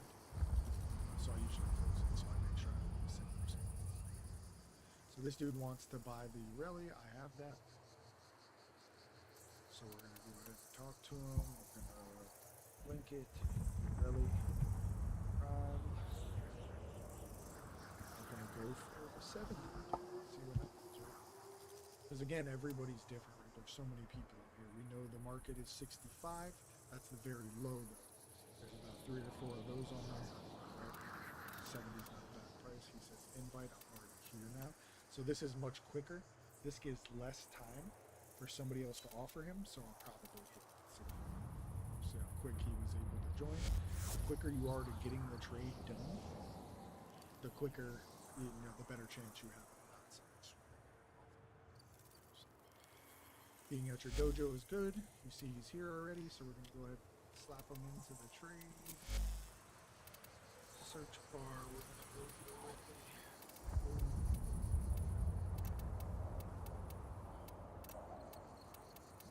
Got the 70 up.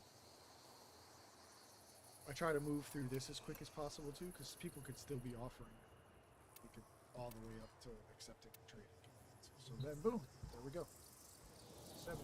Go in, hit him with the thank you. He leaves. He's happy. I'm happy. I just made 70 platinum. So at least I was able to show you guys a little snippet of how to do it on stream, or how I do it, how I maintain my platinum in the game and keep the free game free.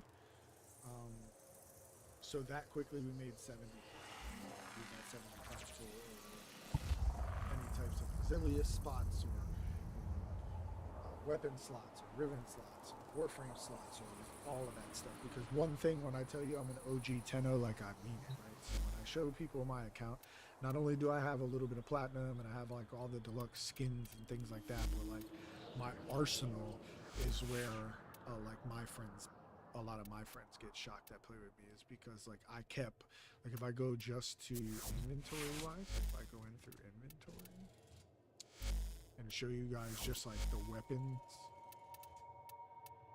right? So here's my Warframes, right? And I have 44 open Warframe slots, right? So like this is because before the helmet system, I literally had like every single Warframe over and over again. And then when I would watch the stream and they would give you a free Warframe for it during TennoCon with a slot, or you were connected to like your Twitch Prime or something and you would get a free slot, or they gift you one during an event or something like that, like stacking up all of those. I have every Prime there is, and every Warframe that doesn't have a Prime I've had. So like I've gotten every Warframe and every Prime, and still have 44 of those slots open. For weapons, I actually only have 2 weapon slots open, but I do have some I can erase here now that the Coda weapons have come out. But like, look at the weapons that I was able to keep. You see how long this scrolls? Like, I have pretty much not deleted any weapons unless it gets a Prime version or a Coda, or like just a better version. If it gets a better version and I know I'm not going to go back to the original, I'll delete the original. So like, I'm not going to keep a Venka and a Venka Prime unless it makes sense for like a Riven reasons or something like that. But outside of that, like if I know I'm never going to go back to the Venkas, I'm always going to use the Venka Primes, then I'll delete it. For the most part, I've kept damn near every weapon in the game. So as you can see, I just got a ton of slots. So that's what I mean by being able to have like sustainable, right? So like even my companion slots, I got a ton of companions and I still have 13 slots left. So that's what I mean by not having to feel like, oh, I got to delete this Warframe to claim this one, because I was there at one point and I wanted to get to a point where I was just self-sustainable on just slots and like just all the little shit, right? Like when you get a new Warframe and you want to put like an Orcan Reactor on there, it's 20, and you want the Auxilia spot, it's 20, and you want the Arcane spot, it's 20, and you want what do you call it, the other Orcan shit on the weapon, you know, you get a new weapon, you want to double the slots on that, that's 20. Then you want the Auxilia spot on that, it's 20. It's Arcane spot, it's 20. So you gotta have to find a way to like sustain platinum to be able to, you know, put the good builds together and things like that you want to do. So I just wanted to give you guys a snippet and some tips and tricks that I use as an old head Tenno, just old school writing on, you know, pad and paper or some form of that, so you can be on top of things. And then boom, I make 70 plat. That's essentially like 3 of those things. You can buy a Warframe slot, a reactor, and an Exilius. And then you're only 10 away from what do you call it? The last thing you need, the arcane spot, you know. So pretty cool. That dude wants a Neza. I think I have one of those, so I'm gonna go Neza Prime, see how much one of those are.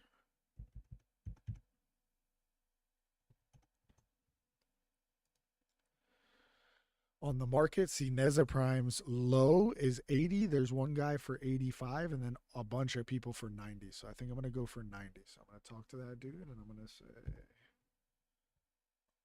go back here. Neza Prime, and then say, right, hit that. I'm pretty sure I have one of those. I could look stupid, but I'm almost sure I do. So let's go to story real quick just to make sure. Search. Neza Prime blueprint right there. Yeah, I got Neza Prime, Neza Prime, Neza Prime. This is 70. I see no.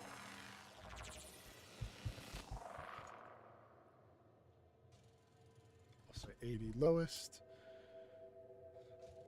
There's nobody lower than 80 on the market. So if he doesn't take that, I mean, he might find somebody on like trade chat, but as far as Warframe market goes, the lowest mark is 80. I'm not taking less than that.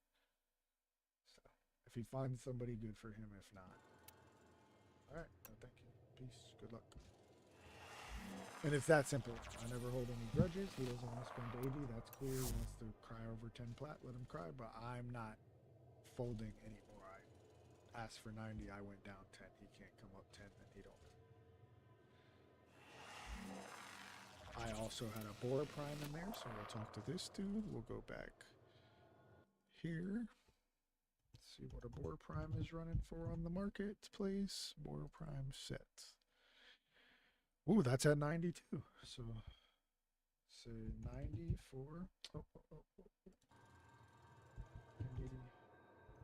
Make it. Right, still at the dojo, so back to the trading post.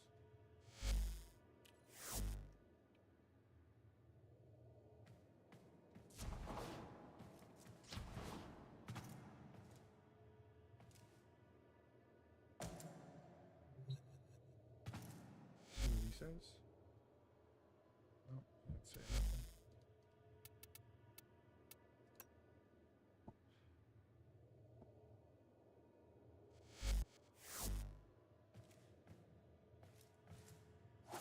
But again, you guys could take a different approach, right? And just straight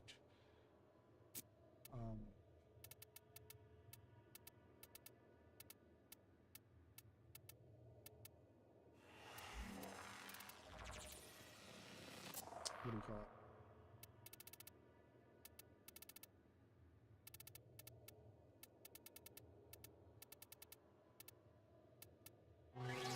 You can lowball, like if you find, you know, if you go to Warframe Market and you see that the thing is 90, you can ask for 60. Probably blow that thing out, you know. So like if that's what you're willing to do and cut the plat like that, and that's how you want to like do it, you can definitely do it that way too, for quick sales rather than, you know, waiting for somebody to buy it at a fair price. You can just undercut everybody.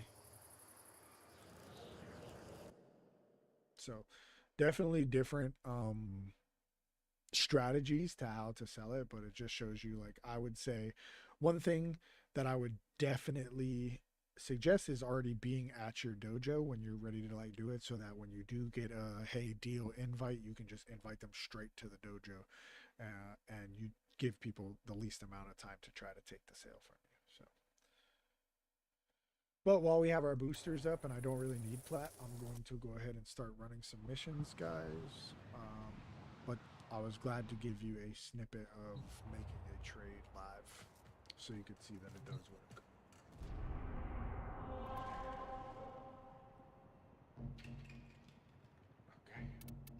Let's see what frames we have for the event. We're looking at Wisp. Ooh, Saren. Mesa. Okay, those aren't bad. Got the Ogress. Kraken. Chrono. Alright, let's do an Isle Weaver. I think we can go with the Saren and probably have that go fairly good.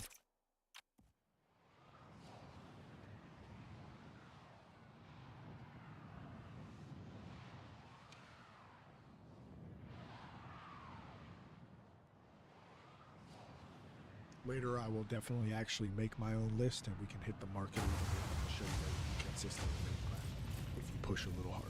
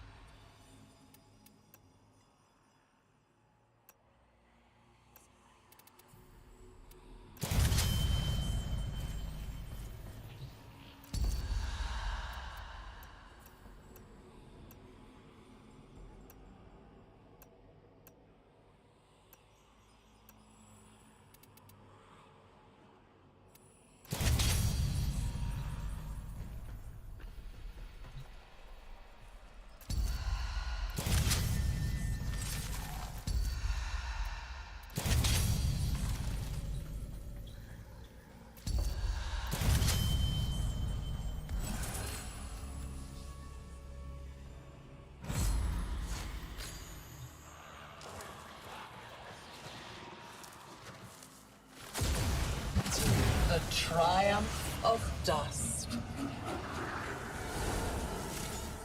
Oh, kiddo. How long have you been hiding out here, thinking I couldn't see you?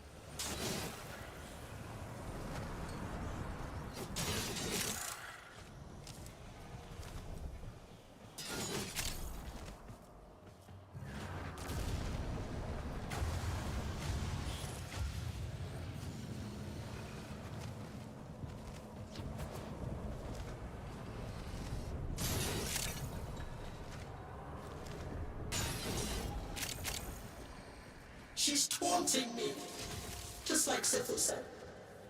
Raising old ghosts out of the earth. Go down there and stop them.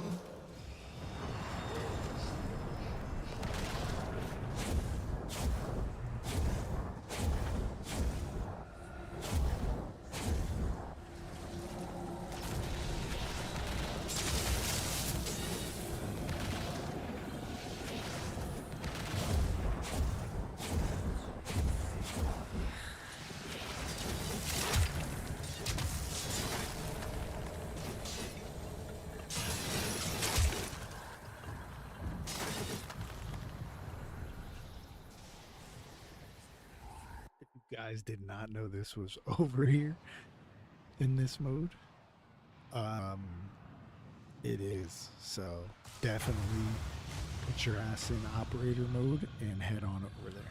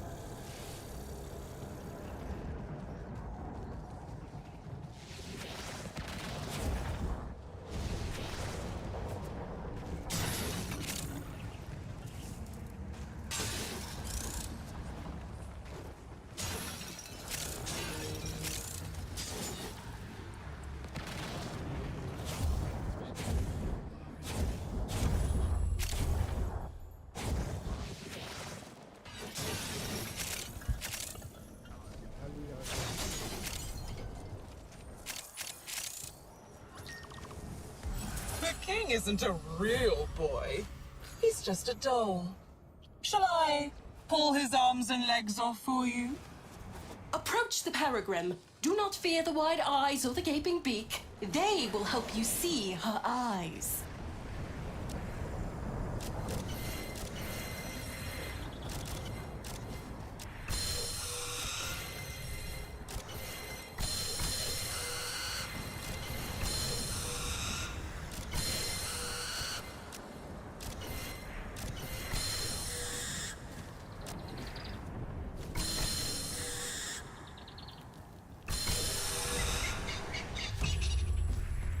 You and Albrecht were pretty close in his Deviri days, weren't you, kiddo? Don't say you've forgotten.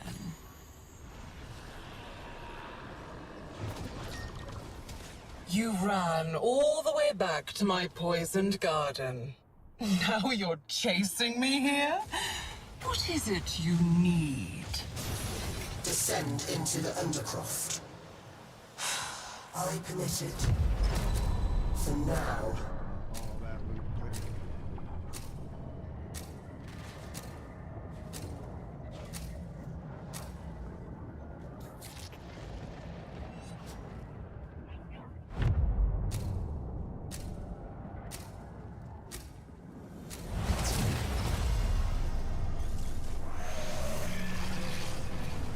Have you ever played that game where you see how long you can hold your breath? Let's play it now.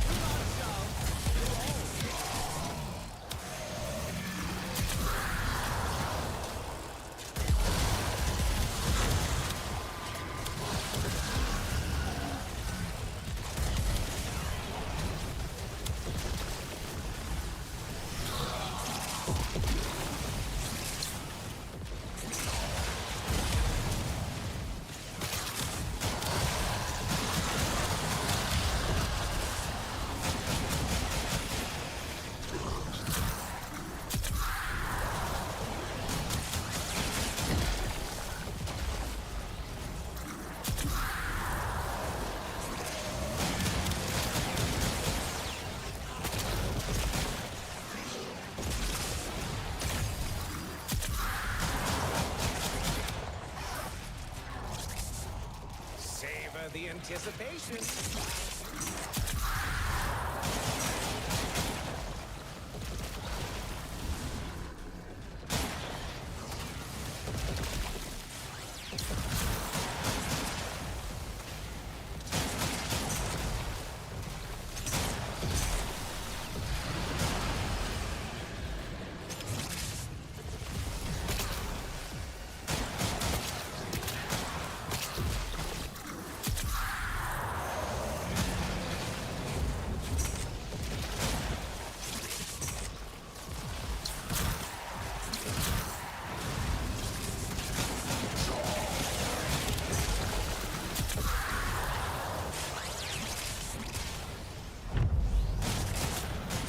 Don't think for a second that you are winning.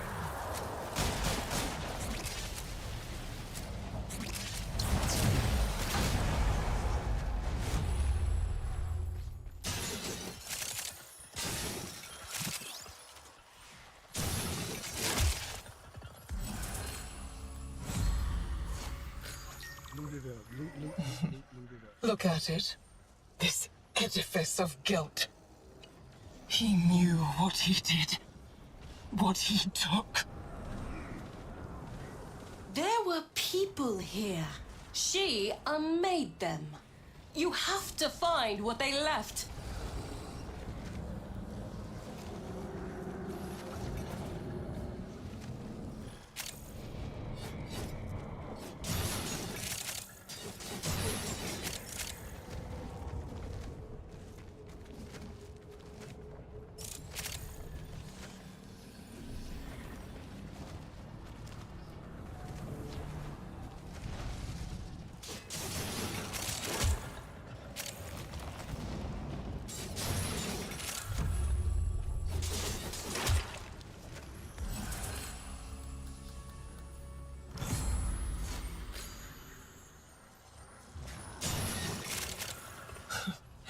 You want to deny me a place? Even here, in the remains of your childhood?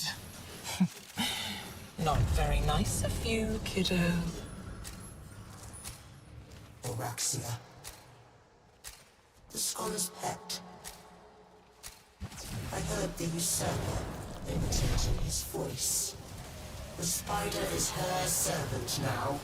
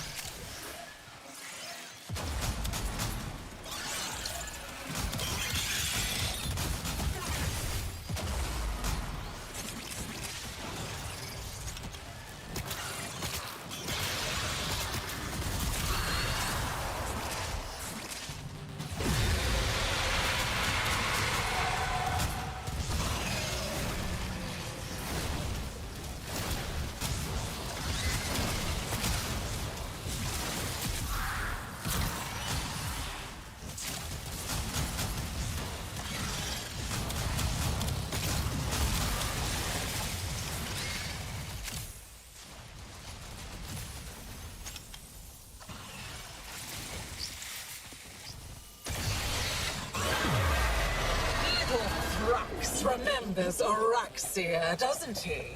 The guardian of Scholar's Landing. That's why he's trembling, isn't it?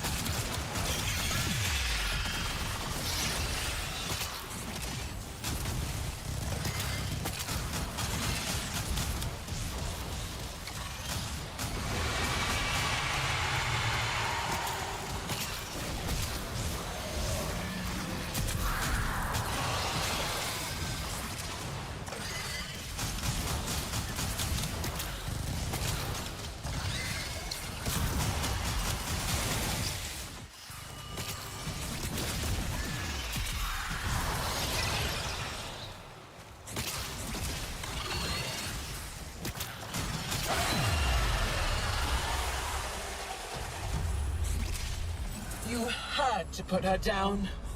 She was crazy. Do Mathila next.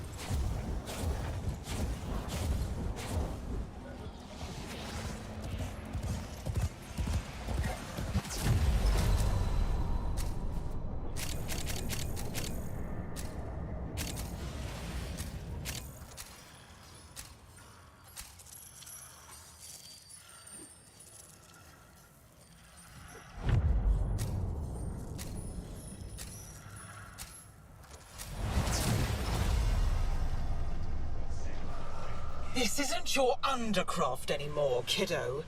These creatures are no Scourger, but they'll crush you still.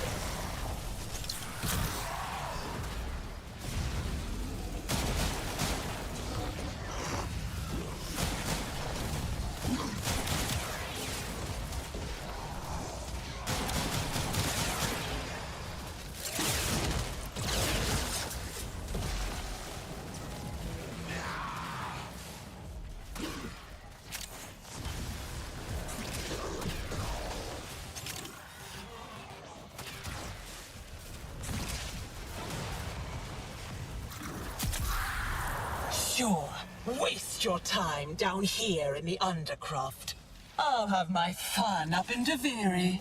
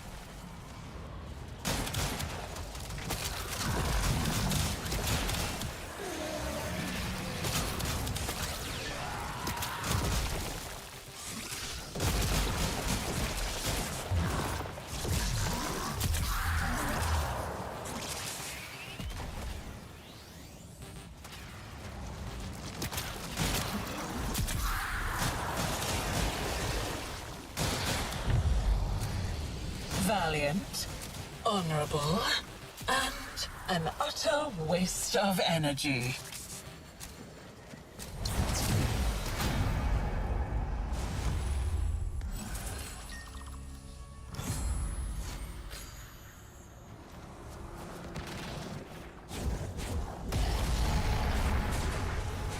Her grip weakens at last.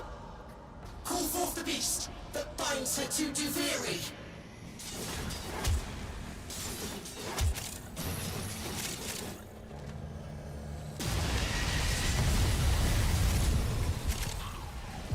This place is mine! It only exists because of me! That means I get to keep it!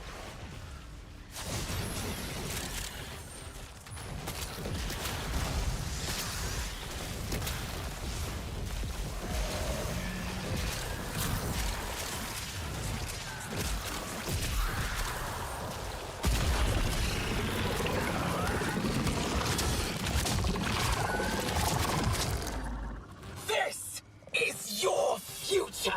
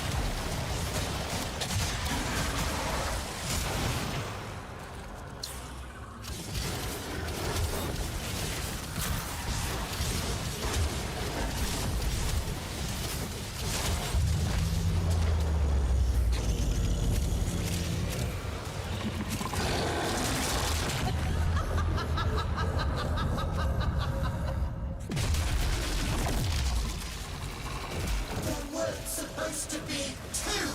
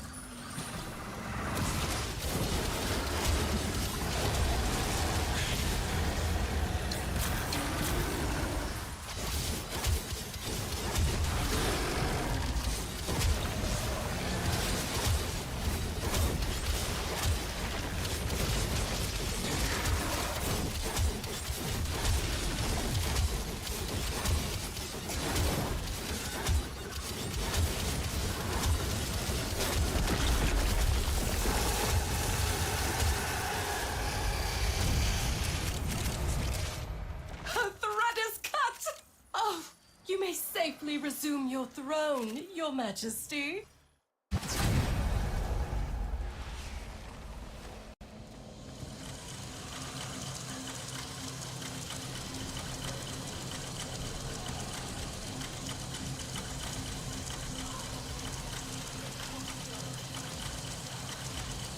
So there goes that. That's a quick one of Missouri. It could be quicker if I had a better build.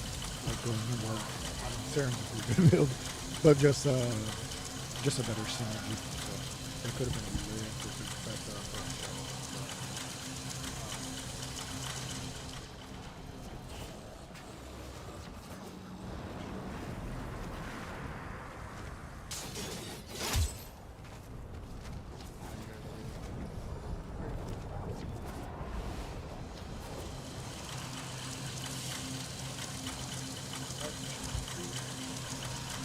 Cool. So then on Sunday's reset,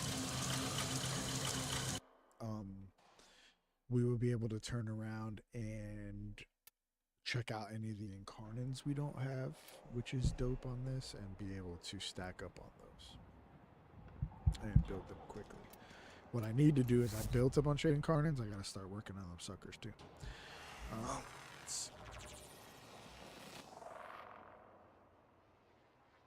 I know I have a Natsaruk ribbon, so I'm just gonna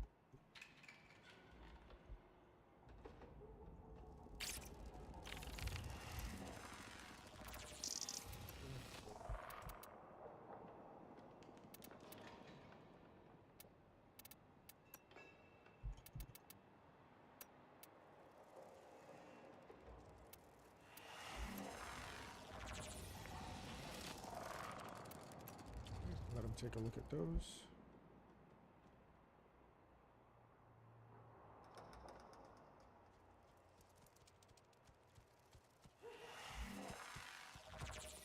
I want to take a look at trying to find the best like Aya farm. Aya farming is dope too. I think you go out on Cetus and you just find a team of people that want to Aya farm with you, man. You go out there, you can just literally go crazy.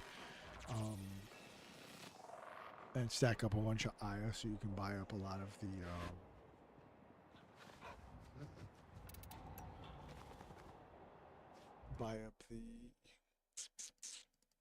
vaulted relic mods. It works out really well, guys. Really well.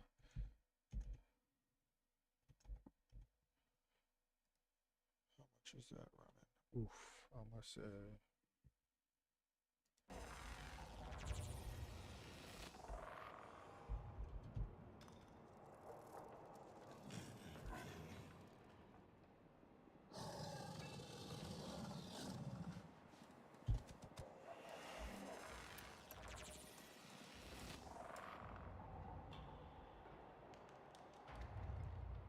and then, like I said, just in between, right? Like in between each match, things like that, I just take a stop, check this market a little bit. I'll update my list here in a little bit, and then we'll be able to just very much go back and forth and just knock it all down.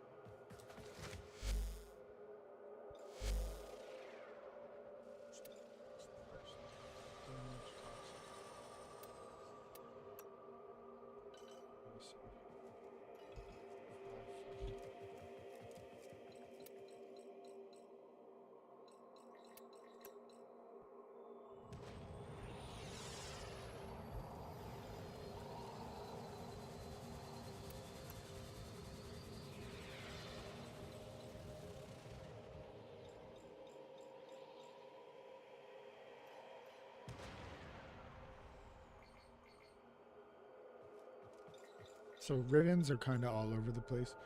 They're kind of hard to judge. I know that that's a good roll because like that's infinite ammo. So ammo maximum is literally the best negative you can get on there, and it's got the toxin on there, so it's already got a proc. That's a pretty good ribbon. So 550 I think is a fair price, and then 400 for the second is a fair price for that one as well. From my point of view on the Nautilus, because it's just a very OP weapon, and those are two really good rolls. I would take less. You know, I'm always down to like negotiate. A lot of people don't shoot their shot back, and that's why I say it gets weird. Like I don't understand why people don't shoot their shot back, because it's like, I mean, that's how I've always bought everything, is just going back and forth, trying to find like a deal, maybe throwing in some stuff, something like that. But anyways, yeah, man, just go back and forth. I'm going to take a little slight break right here, and then when I come back, I think I'm going to update my list a little bit, and we can hit the market a little bit here right before reset.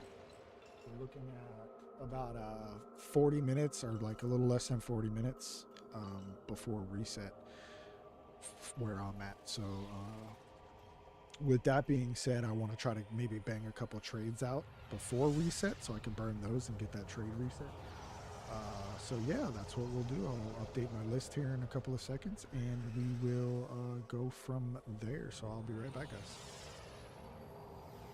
Again, my pro tip, right before I take a little mini break, take your butt right to a relay, see if you can re-up on those blessings.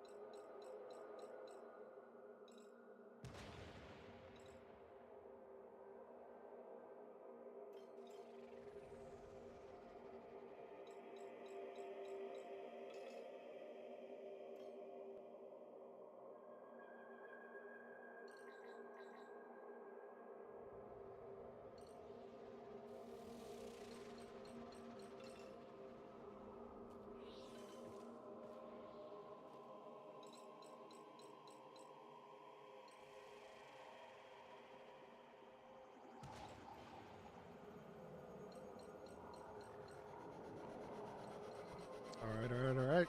I'm back. Let's go ahead and see what we get here. No invigoration drops. Already posted there. So what I'm going to do now, guys, is roll back to base of operations and do what I told you guys. We're going to go ahead and go to my foundry. If you didn't catch it earlier, I'm going to go do it again and show you how to make my list. So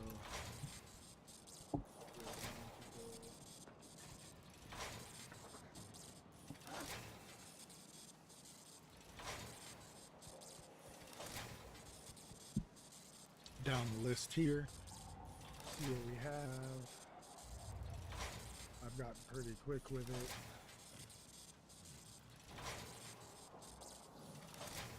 We do have a Gara Prime.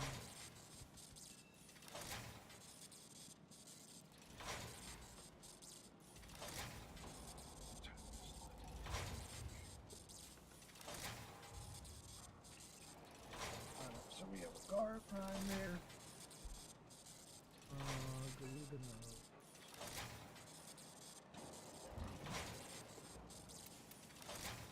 We got the Hildren, I got that down. So our Koro.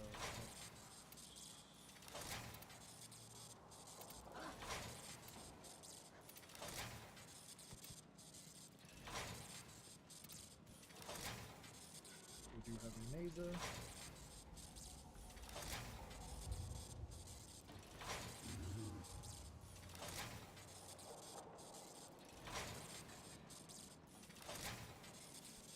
We do have a Mesa.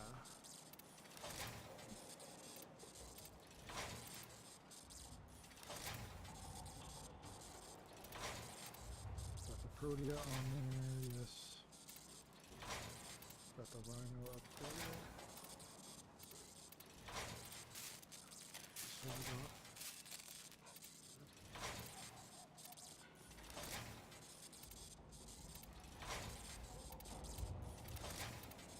Sold the relic, so we're done here.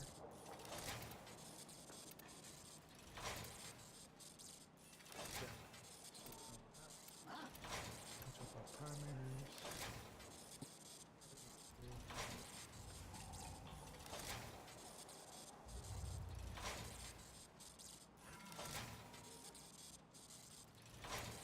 Got the bull tore down first thing. Got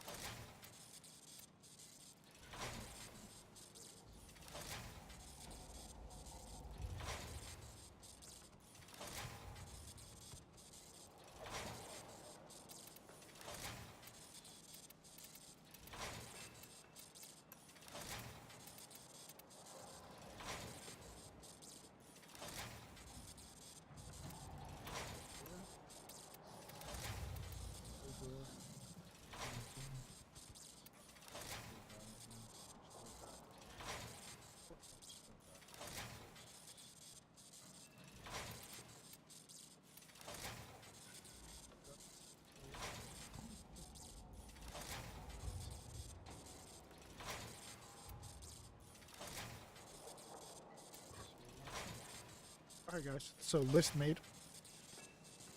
Now we will hit the market a little bit harder.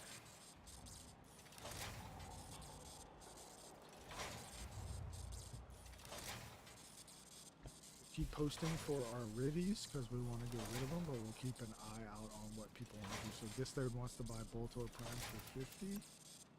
Alright, deal. Hold up, I'm gonna go here.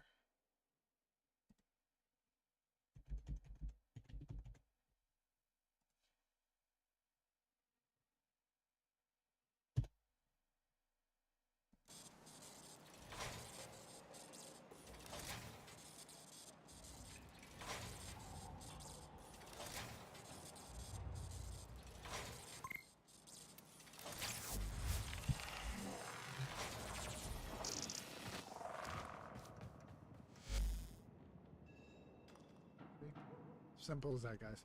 We make our list, it instantly works. I know I have a Boltor. I know The guy asked for one directly, said 50. I looked at the market. It's worth 50. That's what people are asking for it.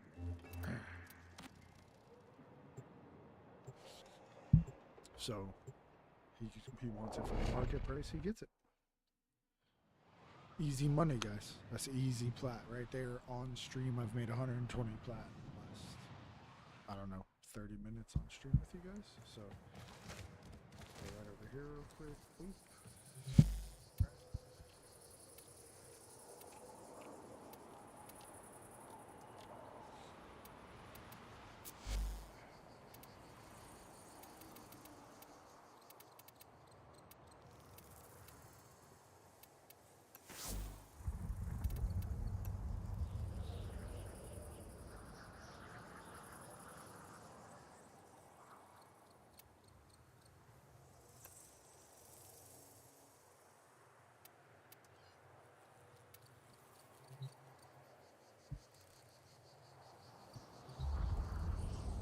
On my list, I will literally put sold and for 50. Right, so locked in. There goes another 50 plat. Easy money. That was like 30 seconds from us making the list. So. Instant payoffs, guys. Instant payoffs. Again, now we have nothing posted. So go ahead and post those again and get right back to it, right? I like to have a squad one by myself so I can go and tag stuff and then see if I have it too. So like, if I tag that to myself, I can literally click it and it'll tell me.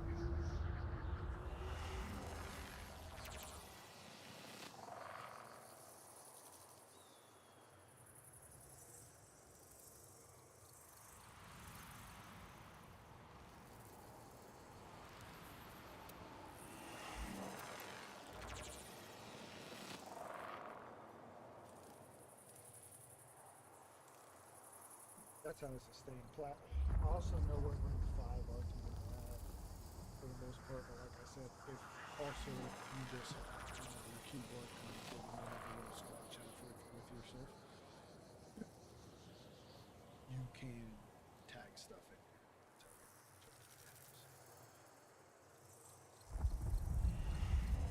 And you can just keep posting, like I said, stay at the dojo. You can go wait and try to get your buffs back up at the navigation here. Sometimes I'll do like if I'm not getting any like consistent back-to-back bites on stuff, I'll just go back here and then try to get my buffs back up. And I'll keep posting from here. Market, and I'll do it from the relay so that I have a chance of getting those resource busing and stuff. Here, and you can fast travel to this navigation, go back. You can do whatever you want, but these are my little pro tips. These are the things I do to keep my buffs up and stuff.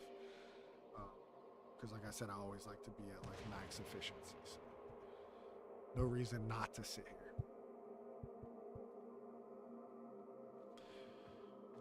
It can be much more beneficial to save up, or like I showed you guys earlier, if you missed it, like using your Steel Essence or Vitus Essence for Kuva, buying the little Kuva boost you can all week and farming for Kuva, and then rolling these ribbons, you could really get like some super beneficial like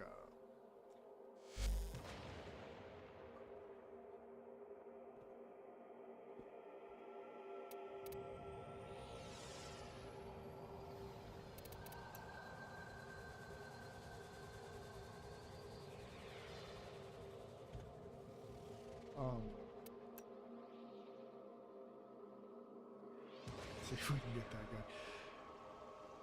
You can really get some really good plat though if you roll really good rolls on Rivens, man. People will definitely buy them. But the thing about Rivens is it takes patience. You have to have good RNG, and then you just kind of got to sit on it and wait for the right price, man, because Rivens are subjective, right? It's like depends on where you're at in your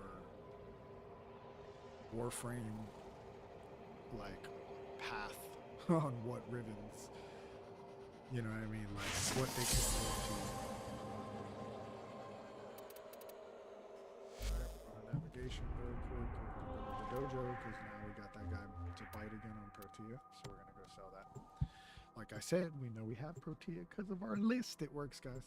I know it's like some nerdy stuff, but it really does work to have it just locked in and know what you have in your little shop. I know there's other Tenno that do it. I know it. Just spoke with them.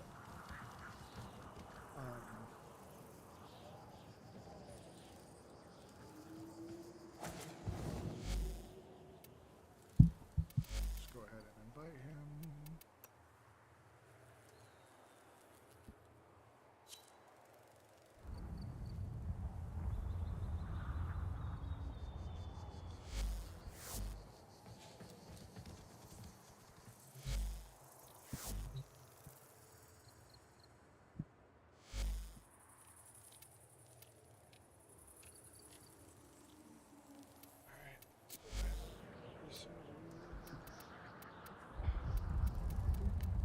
We almost have 2 sets. If we get another chassis, we get another Protea to sell. So see what I mean by just grinding, guys? And like if you keep 1 or 2 pieces over your Ducats, Ducat the rest, keep about 2 sets, man. And then you're like looking at, I get 40 plat from this, I got 70 from the other thing, 50 from the other thing. Like it's slow but steady, right? Like this is how you maintain it. And you can have those 30-day boosters, and you can have all those slots, and you never have to worry about like buying forma or building forma or any of the things. Like you could just stay on top of it. You could rush sets if you want. You can do whatever you want. It's like, adds freedom to the game without spending money. So many people are on here. We're all doing different things. So, you know, I grind for it as well. I grind for a lot of plat because I'll buy a lot of things like from other people. There's things that I just have terrible RNG on. That's the beauty of this game, is sometimes you just get terrible RNG, and people will just buy it based off of, you know, they can't get the drop. Grind for hours for 1 mod, never get it, and then go buy it for 20 plat. Like, it's a good market.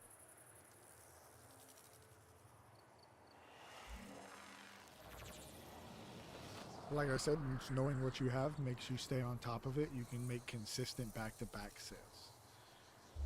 Right, like that dude would buy it for 35. So if he didn't buy it for 40, I could have hit him up real quick. Boom, sold that. So knowing what you have in your inventory is important to being efficient, at least. All right, we did get a reset, I think, on one of our buffs as well while we were in the relay. Yep, our affinity. So now that I am going to try this real quick, so drop our post, and then I'm going to travel back to relay, right? Again, you don't have to do this. You could just stay in one or the, well, you could stay in the dojo while you're trading.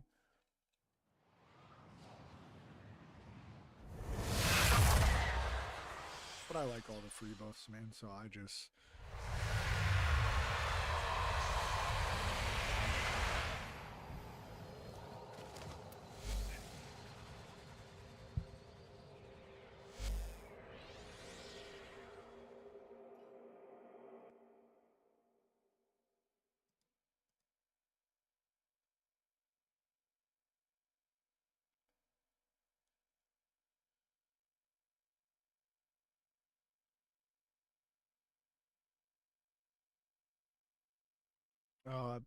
Also, tagging things, guys, is a great way because you can literally click it and see, like the person can click it and see if they have it to sell to. So like, it's a great way to be able to make platinum as well, or get what you're asking for, right? Like if you're trying to buy health conversion, it'd be nice. It's nice that you link it to see if I have it to sell to you. So it makes it more efficient for the person purchasing it as well. So, you know, just put it inside of these brackets, man. If you put it inside of those brackets just like that, you'll get it to link. If it's linkable on PC, it'll give you, like, if you get close to it, it'll pretty much give you a guide where you can just click it into the brackets. But definitely tag your stuff if you're not doing that already, because you can just click on it and see if you have an extra one. You know, do I have that to be able to sell? And it's, there you go. See, this dude wants to buy boar for 60. So we know off of marketplace right now. If I go oh no, I just go boar and I go to boar prime set, they're looking at like 90's like the low. This dude wants 60, so I will tell him. Oh yeah, 60.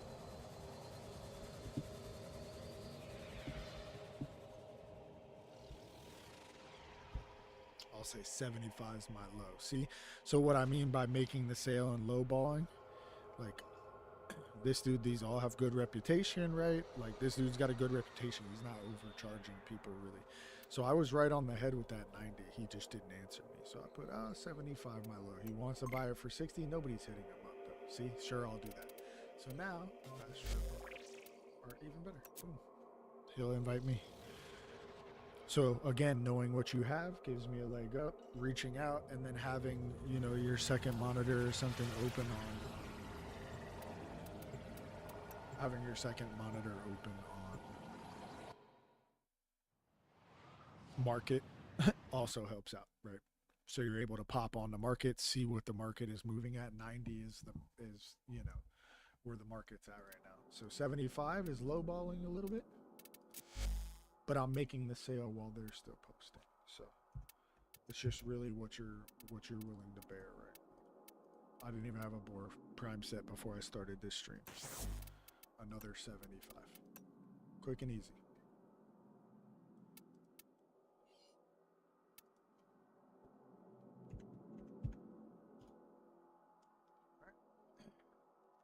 Then, handy dandy, write it down. For prime, sold for 60.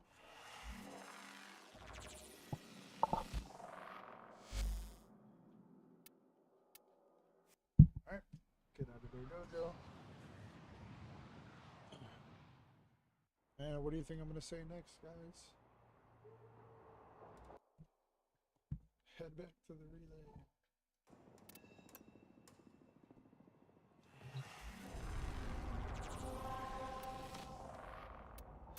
Did you see how the relays were all available when we were there a minute ago? Now they're not.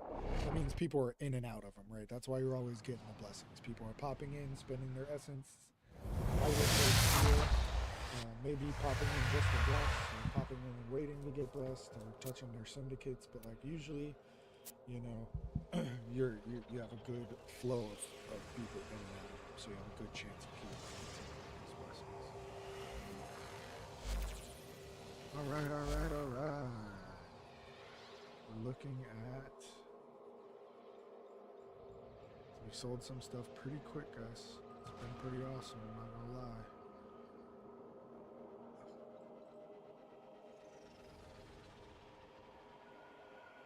Go ahead and post again, so people know I got some stuff. I kind of want a Tazzy core ribbon, and I want a Ripkus ribbon just because of it, and I use it a lot.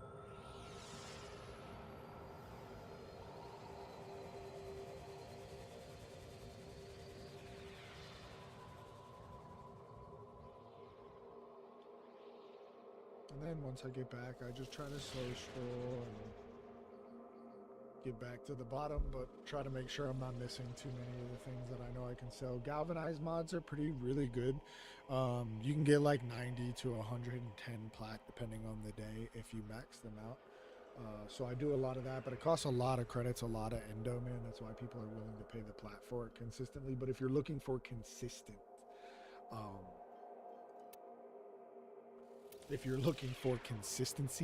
on platinum, that's a really good grind there. It's just get your endo up, keep your creds up, and then run out like Arby's and get a lot of Vitus Essence, stack up on those Galvi mods. But I buy them as I see people, like I offer before I buy because I'm already at the relay. So that's another good pro tip is like, you know, don't buy it, max it until they're like at the dojo with you because it's so much, and then the next person might want a different galvanized and you could have capitalized on that deal instead. So make sure it doesn't fall through. But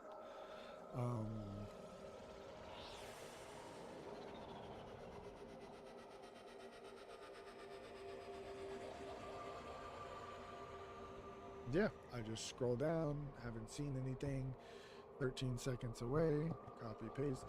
Again, I can go through to the notepad as well and update my things here. Simple to where I sold.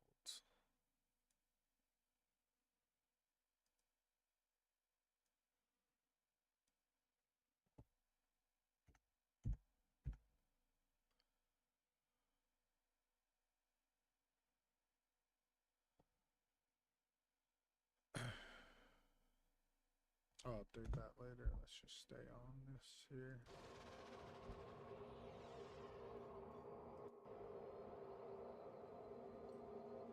But fairly quick, but galvanized reflex 20 plat. I already have that, so I can easily make 20 plat right there. So let's say deal and see what he says.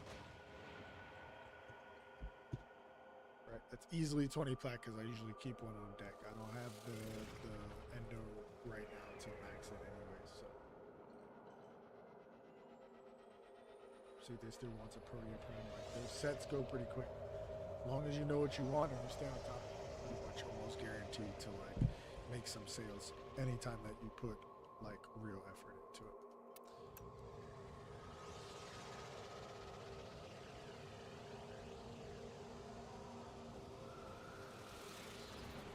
You know, people are constantly going to ask for stuff, man. This game that's the beauty of the game, man. It's just the massive multiplayer online. People play a bunch of different ways, a bunch of different weapons, all different types of things. So they're always constantly looking for stuff. So.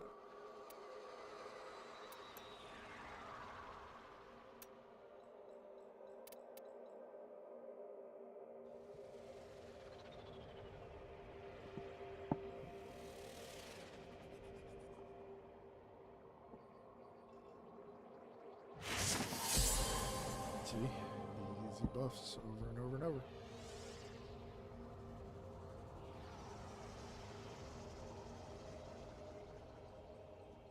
And I'll just do this for a little while. I don't do this forever, but sit here and make as much plat as you need personally. And then you can passively, as you're doing other things, slow post the stuff as well, right? So that's when I say like I'm gonna update my notepad. I already have like a want to sell section in my notepad, so I update that so I can copy and paste. So if I'm looking at it like what we made a couple sales there, I got to change a couple things I no longer have, add a couple things that I now have. Make sure your spelling is right in your notepad though, because I did some of that. And if you don't spell check it, because of the the weird names, if you don't spell check it yourself inside the brackets, it won't post when you copy paste. So.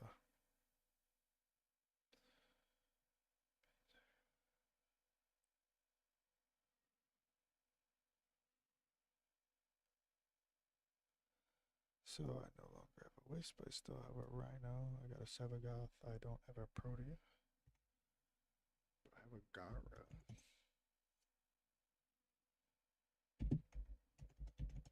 Right, so I got Gara Prime in that one. I got rid of Protea Prime, but I got an Aza. Okay. Still have a Hildren and a Sevi.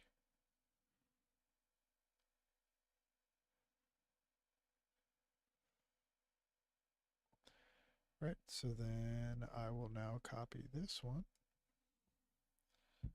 Control C.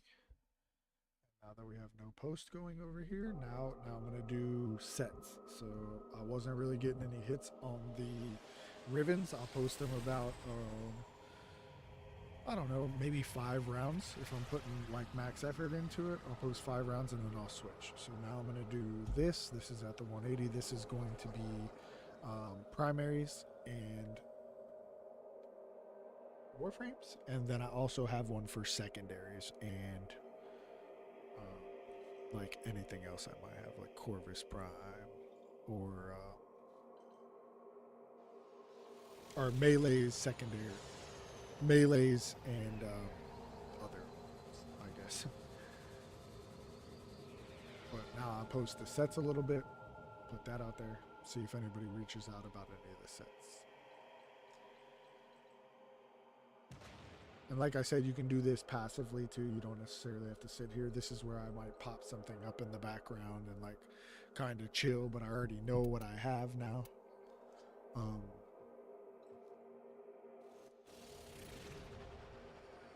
So I can keep my eyes on it.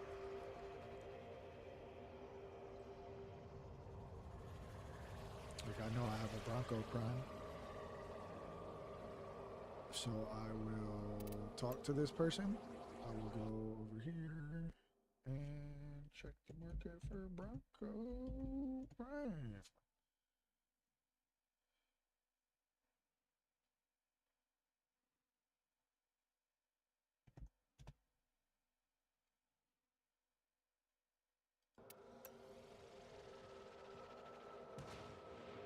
Oh, right there, want to buy Rhino. That's a better sale. So we will type Rhino Prime right there. Right, boop. We'll go over here and check what that is. Selling for, I believe it was 90 when we looked earlier. Somewhere around there, right? Oh, it's getting lower. There's some 65s on there. I'm gonna try 75. Nah, actually, let's try 80. I feel like he's at least worth 80, man.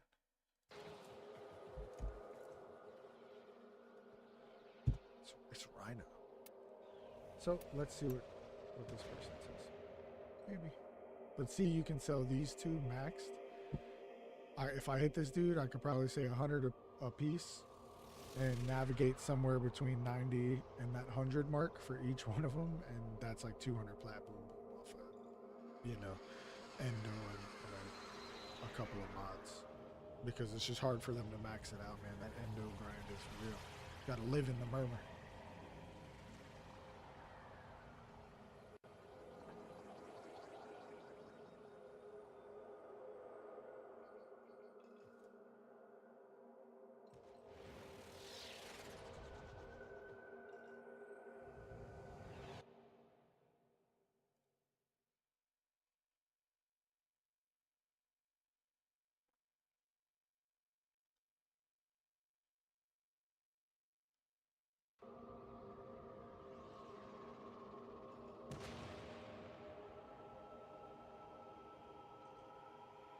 Yeah, man. But we can go do some grinding for sure. Let's go see what we have in the new event. Again, I don't need plat. I was just trying to show you guys how to make like some steady trades and how I usually approach posting on the market and completing trades and staying on top of some passive plat.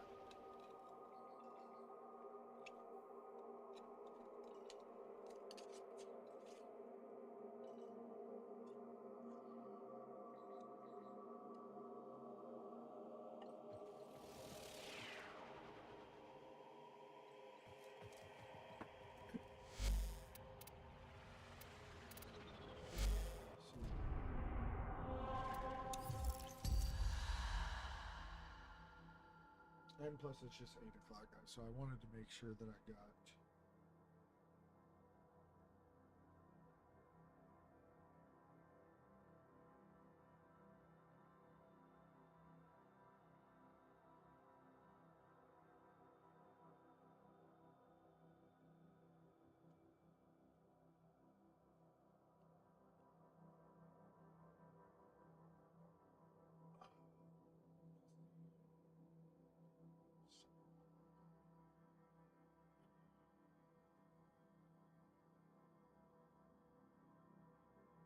really good builds on any of that stuff. And then I mean, I think I can go Valve, but I haven't played her since the rework, so I didn't rebuild her. I guess I could try. Let's go try.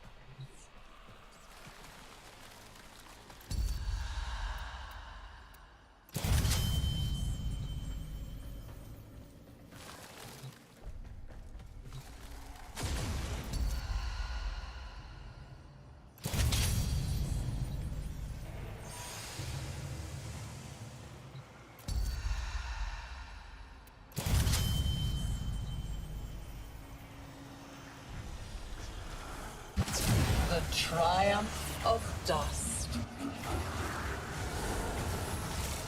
Oh, kiddo. How long have you been hiding out here, thinking I couldn't see you?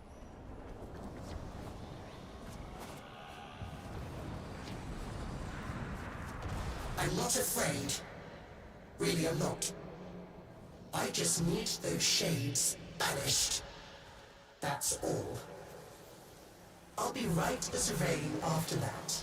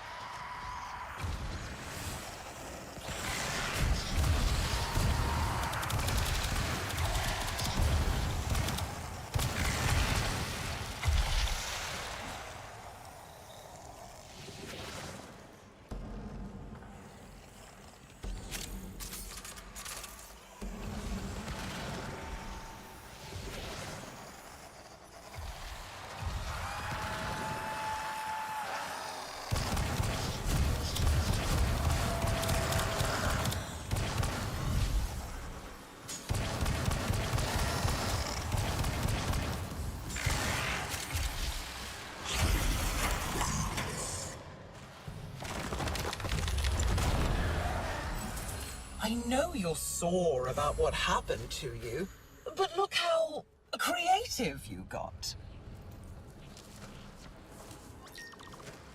Don't tell me you're siding with the brat.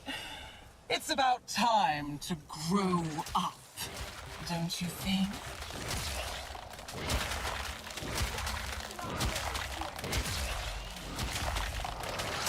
Our underbelly is weak, exposed to the undercroft.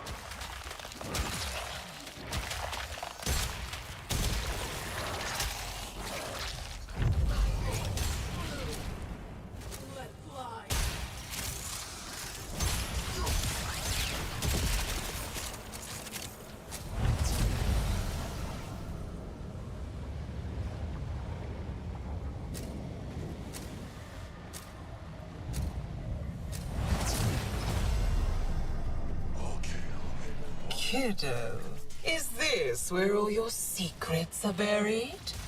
Well, well, you do have a messy mind.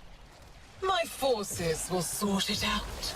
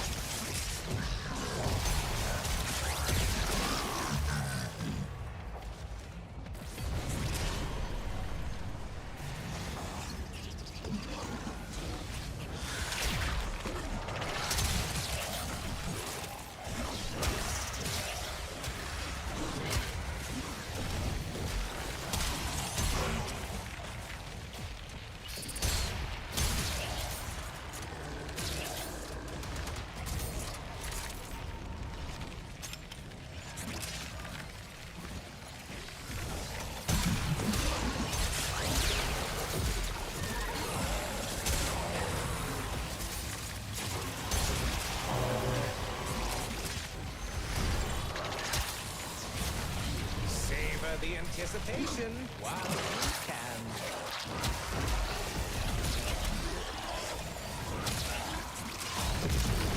Why are you fighting, kiddo? This place was your prison. We can dismantle its pieces together. Come on, plenty of room for everyone.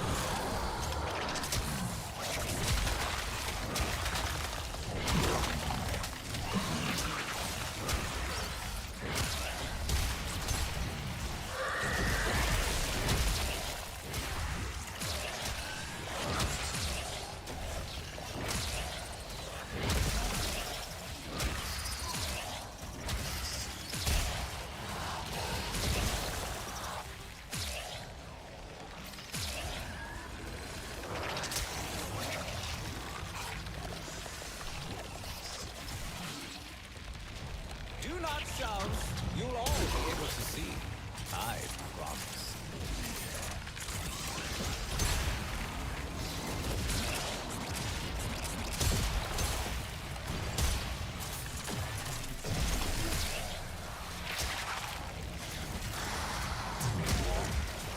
For the anticipation while you can.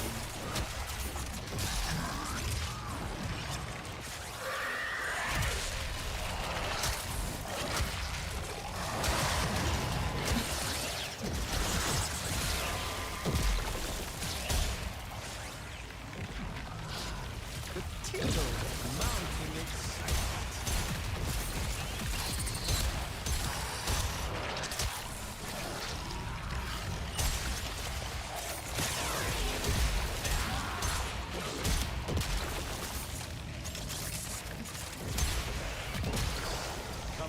Come on, plenty of room for everyone.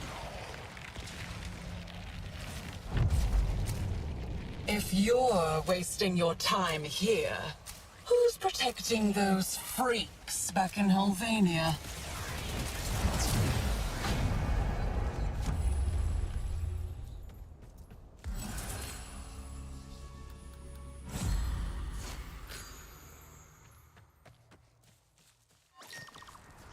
You ran all the way back to my poisoned garden.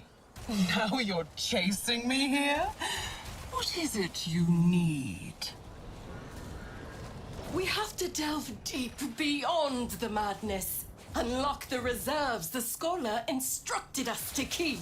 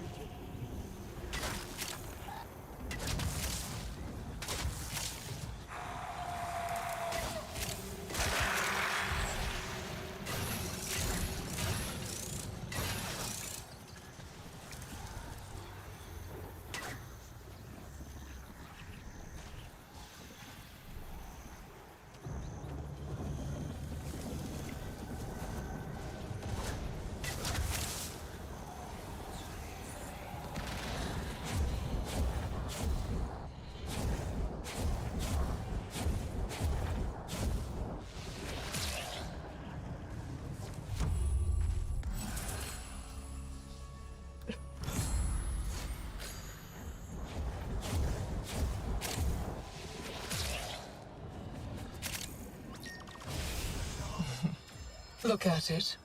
This edifice of guilt. He knew what he did. What he took.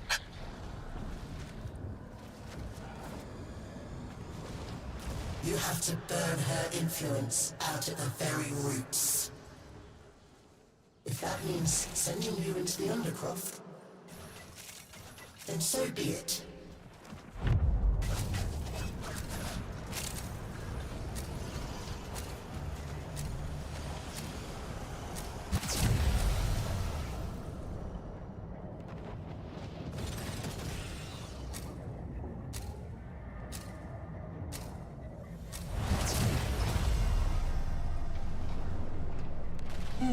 Albrecht's crucibles. Crimes against the laws of nature. Do not think for a second that I will let you desecrate my kingdom with your element mixing.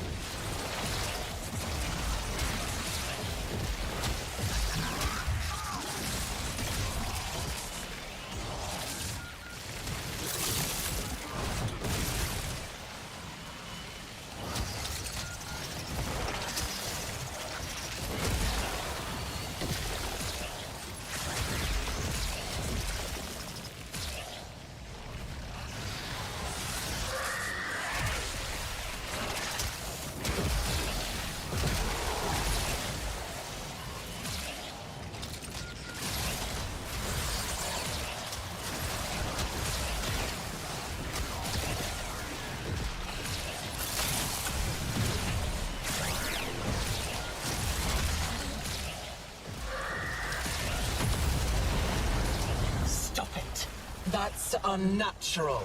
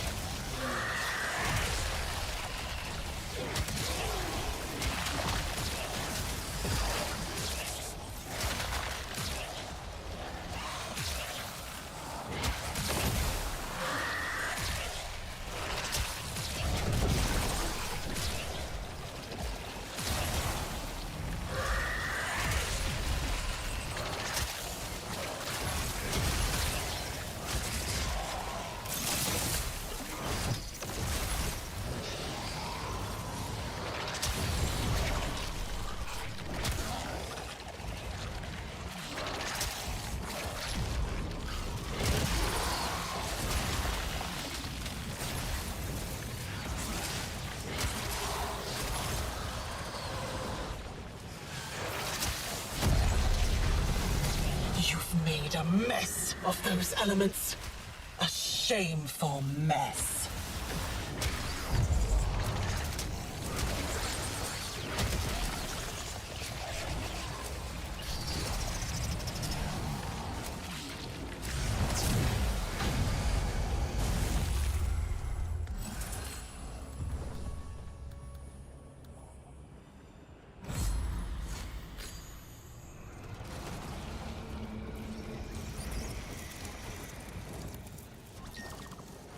I can be your father, your lover, your friend.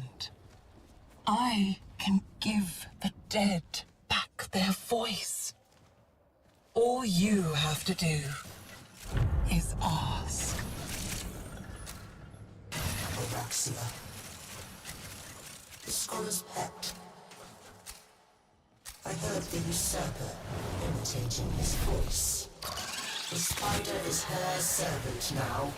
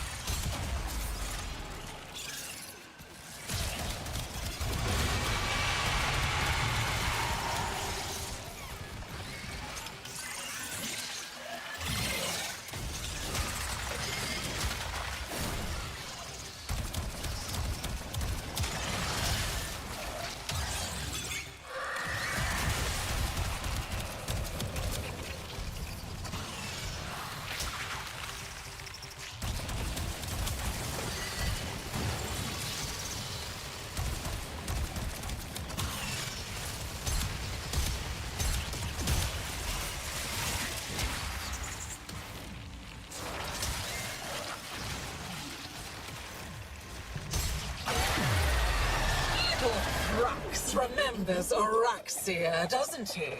The guardian of Scholar's Landing. That's why he's trembling, isn't it?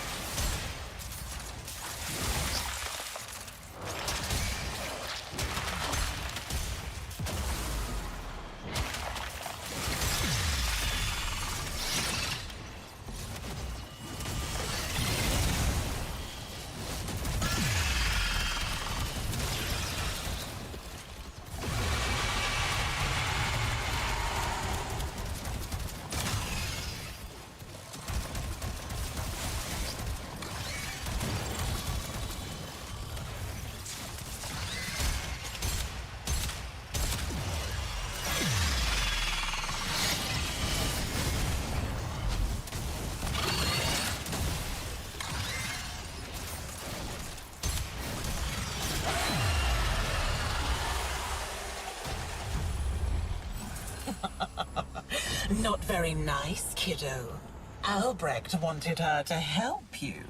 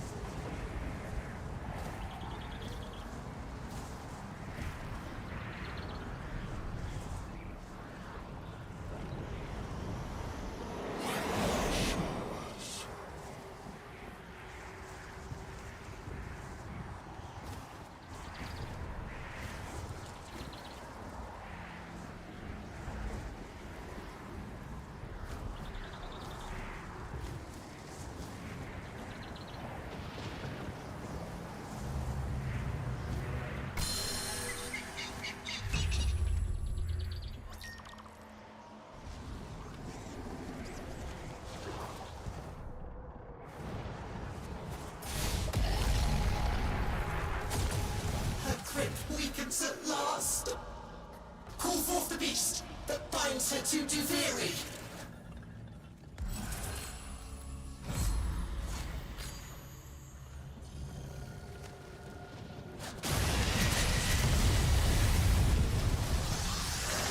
This place is mine!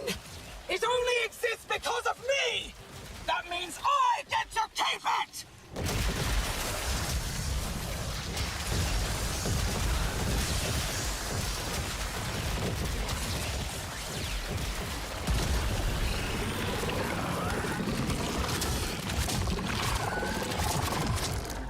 I have uses for deal breakers.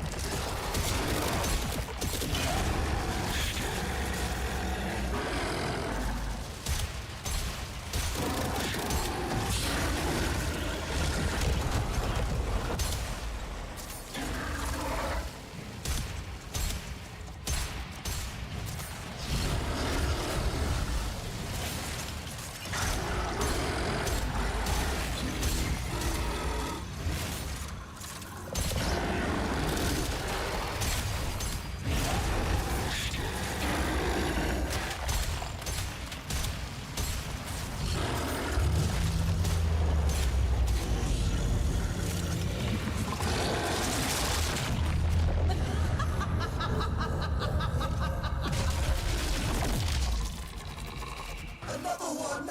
She's cheating!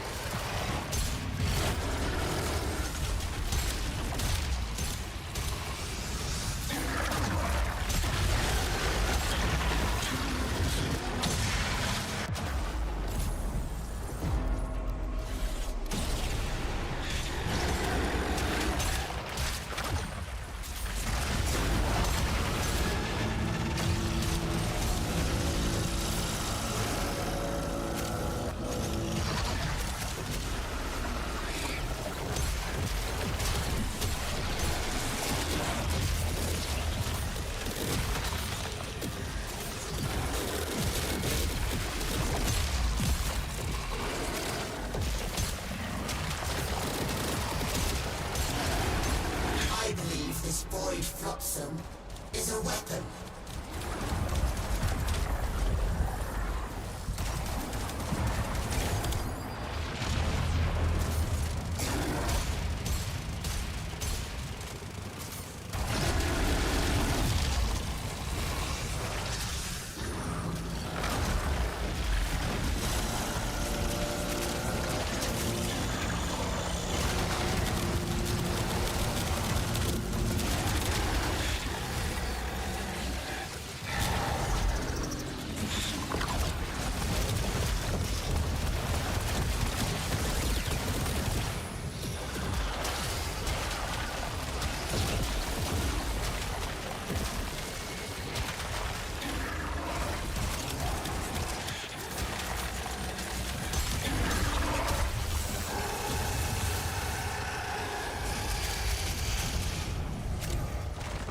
Oh, she's banished for now.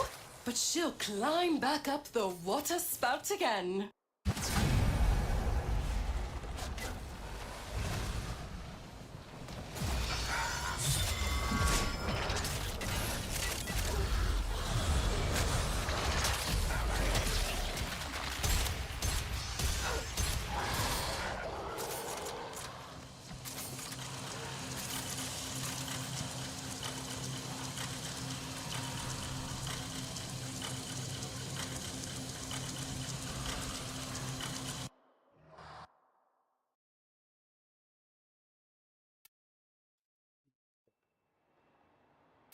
Ordis has been getting tired of waiting patiently for your return.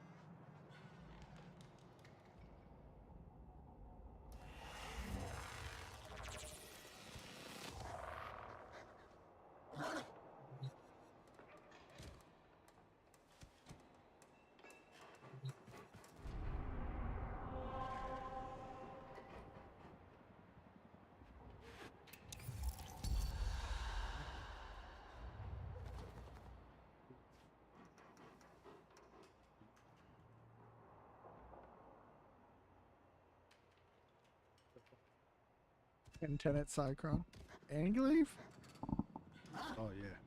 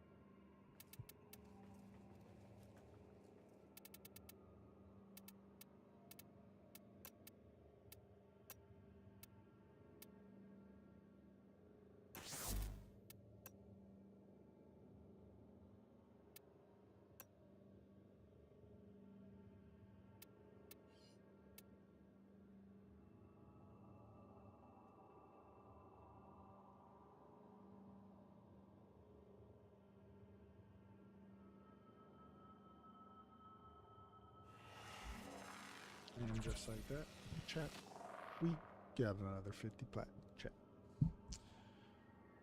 Alright, we can close out of that. Let's get out of his daydream.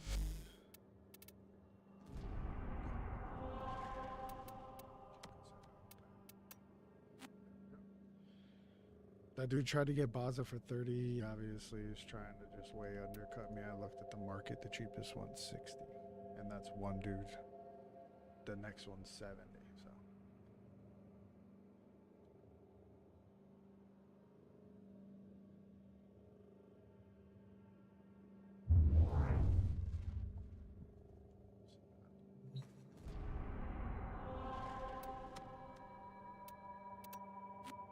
Oh,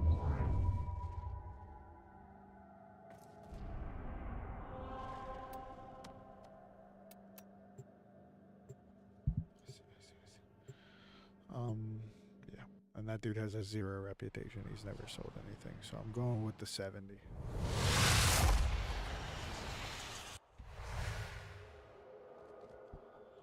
See, the dude said, man, I wish I had more save slots. See, tune into my my stream guide and showing everybody how to make fun.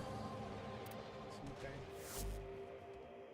you, little mush. As soon as we get here, we get a blessing. It's beautiful, guys. Always come here.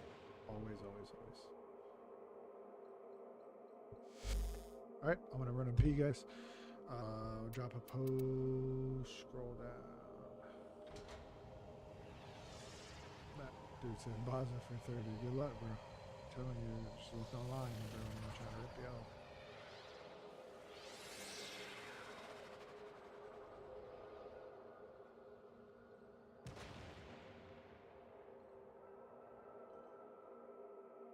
Alright. I shall be right back.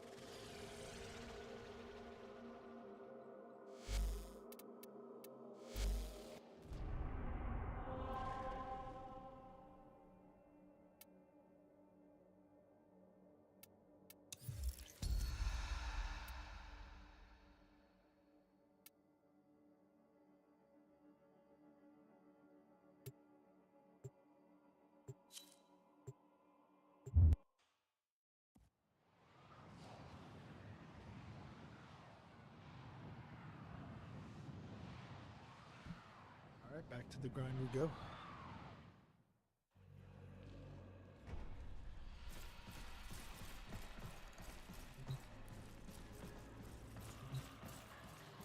This was such a good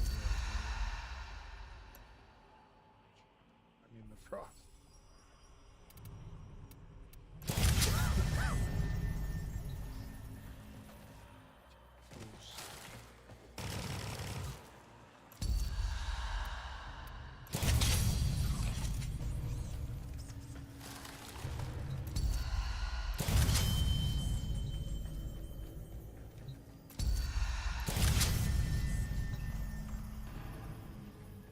This is gonna be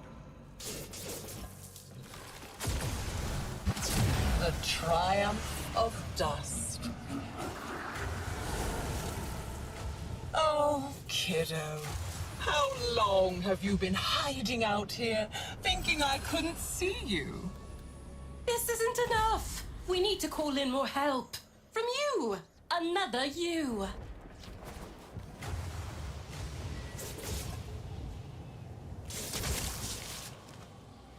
Hit Loot Island.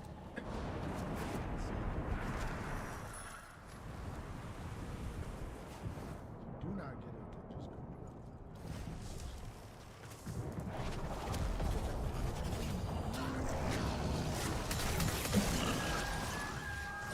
Just go.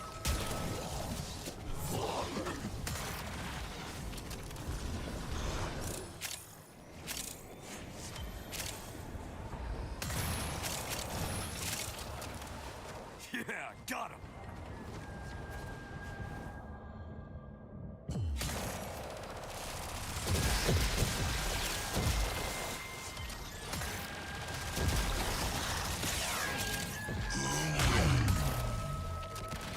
Oh, you heading out? Okay. Have fun up there.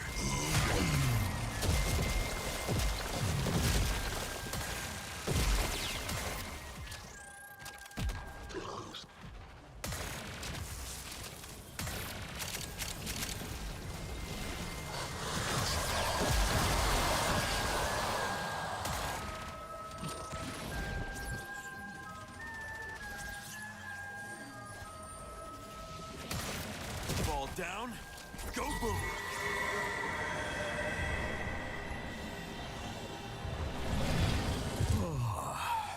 Mind if I hibernate?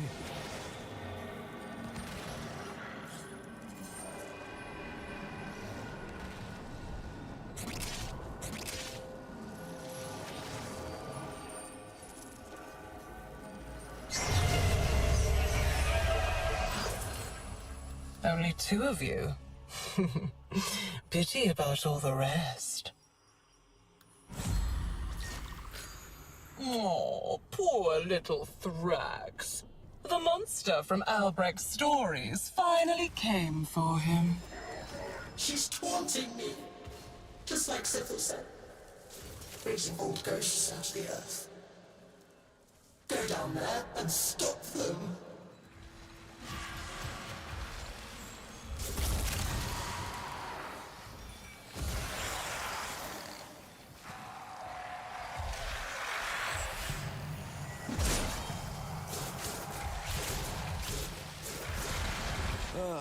And out of the cocoon came a beautiful butterfly. Assets frozen.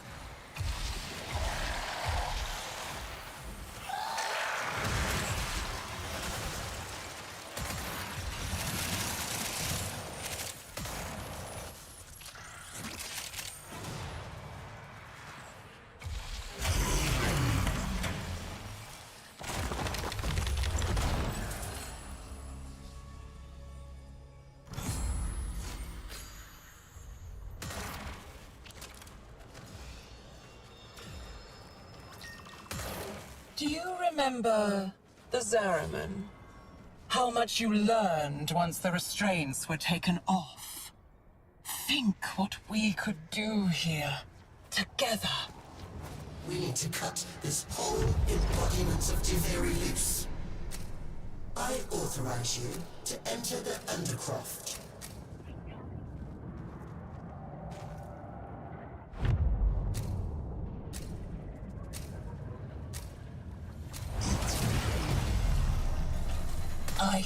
thrive on nothingness. You choke on it. That shut you up.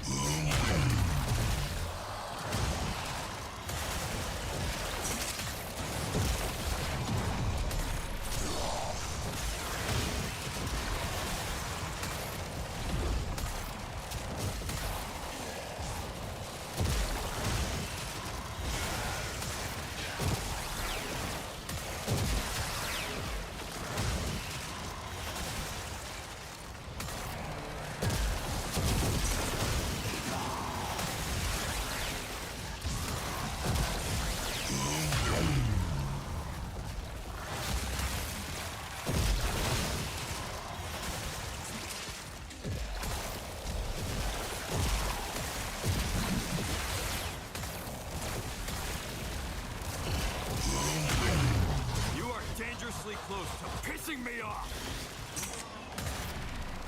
Threat neutralized.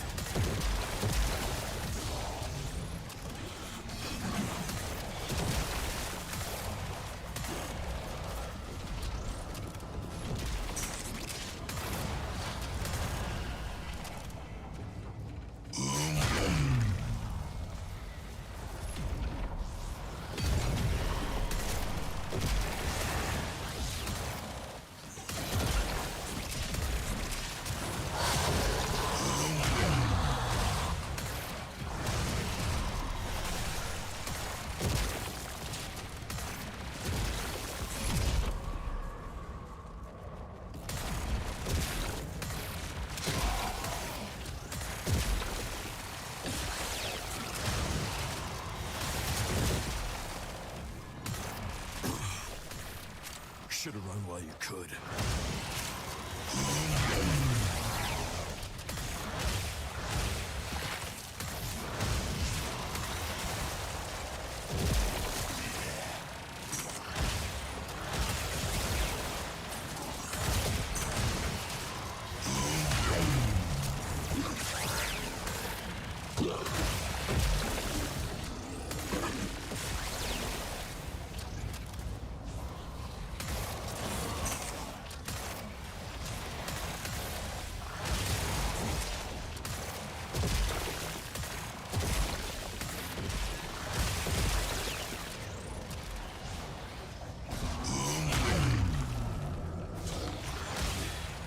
Assets frozen.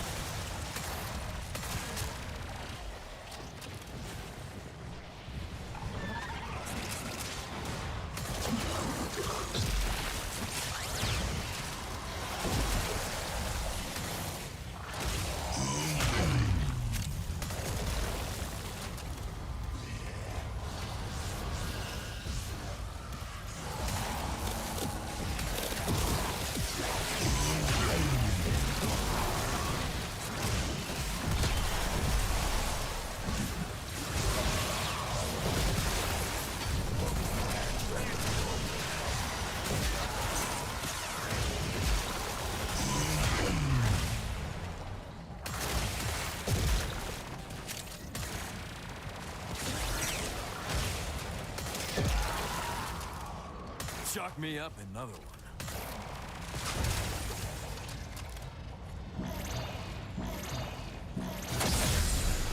If you breathe, it's because I let you.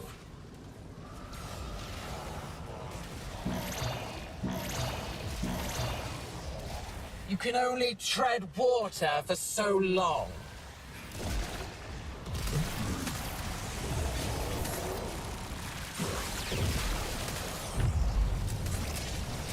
Don't think for a second that you are winning.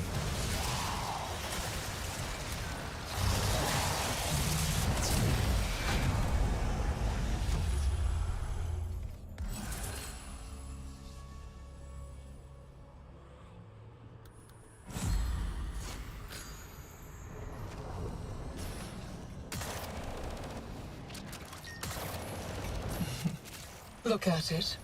This edifice of guilt. He knew what he did. What he took. There were people here. She unmade them.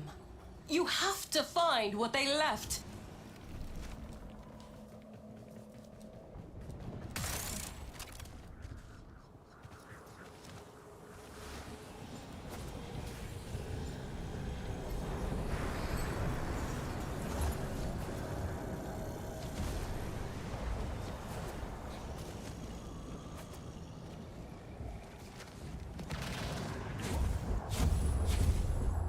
Be careful.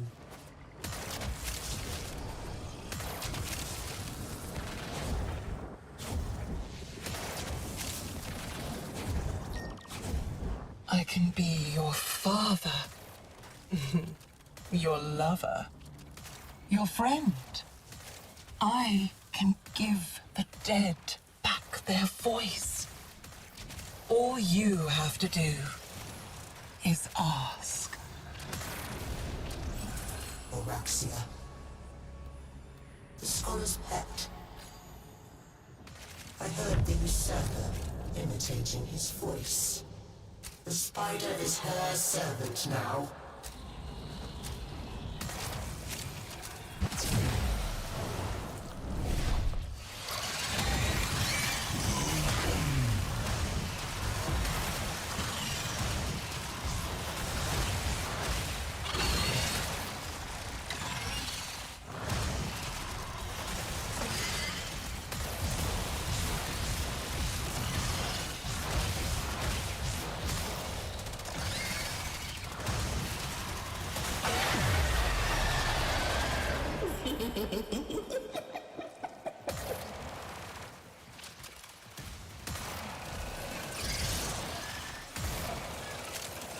Yep, they're toast.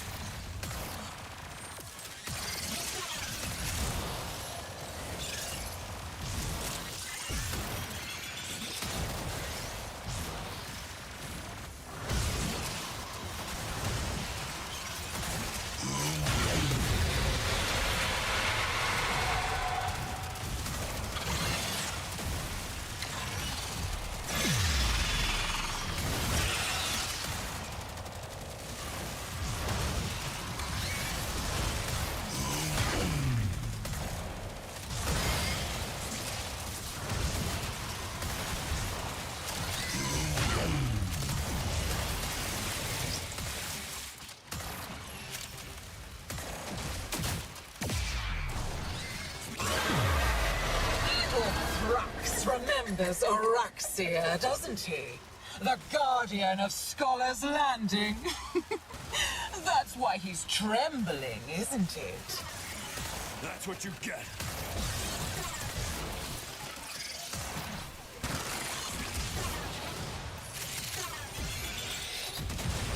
Oh, feels like I lost a few pounds.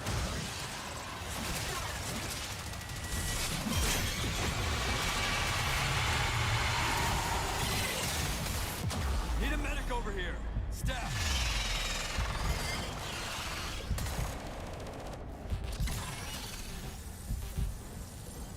I owe ya.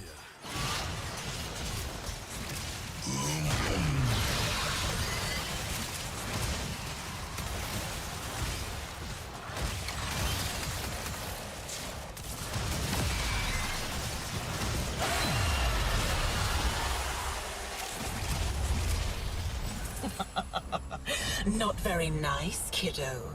Albrecht wanted her to help you.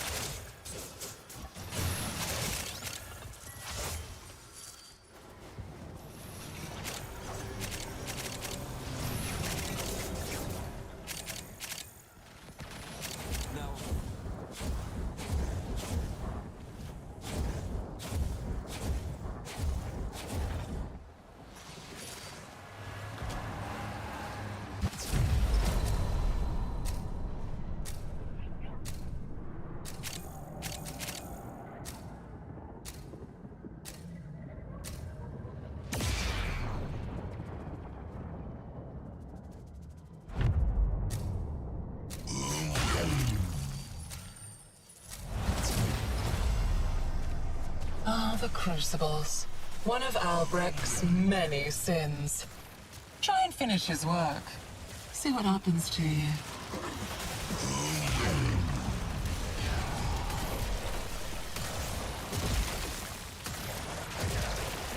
Yeah, try and jump us. See how that works out for you.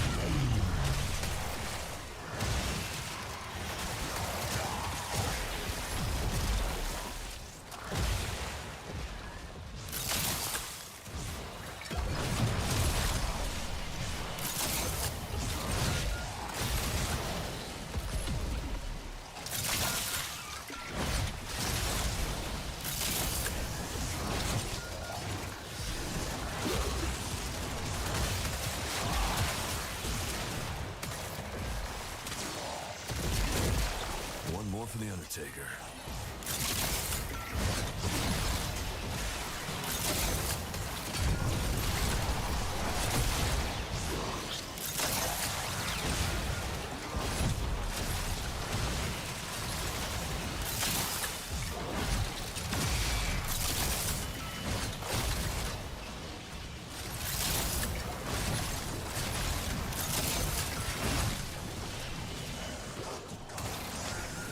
Time to get our knuckles bloody.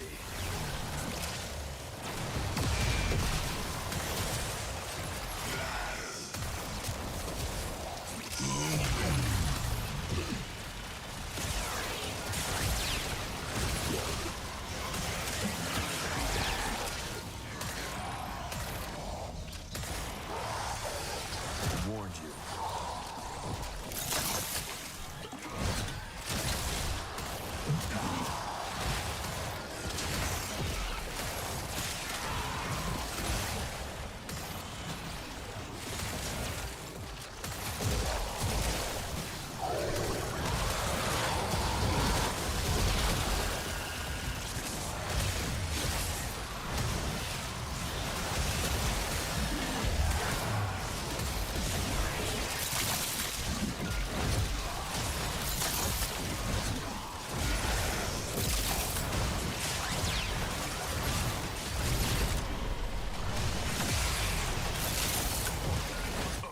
You are in for it now.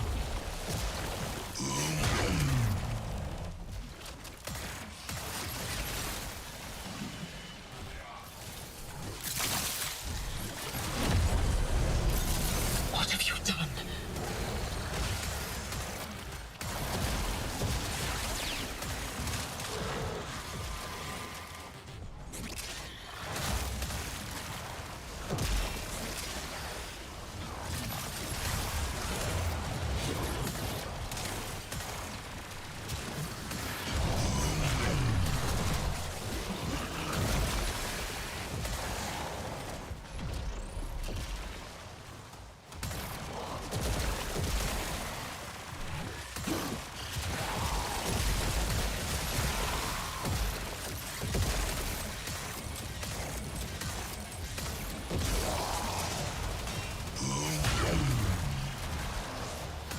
Cool off.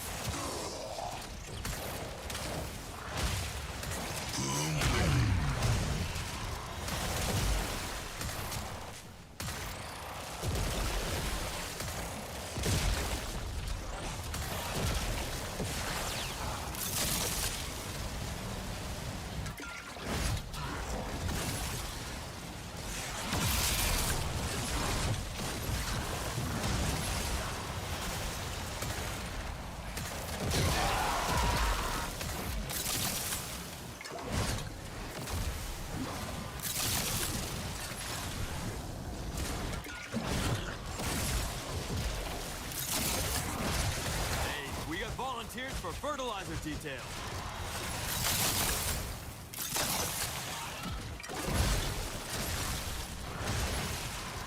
Target down.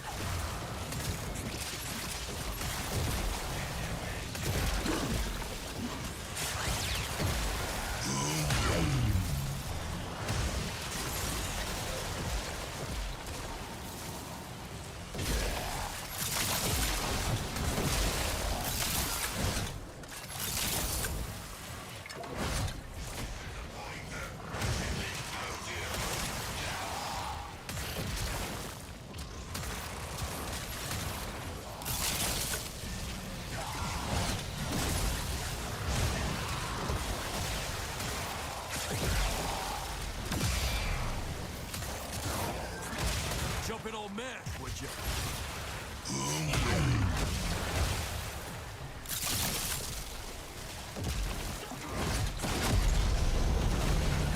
Enough of this playtime. Get out. Body bag for one.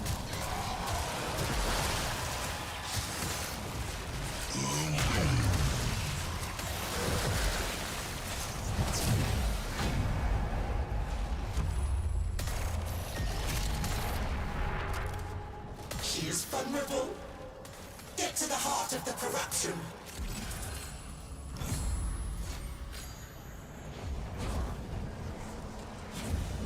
Gotcha.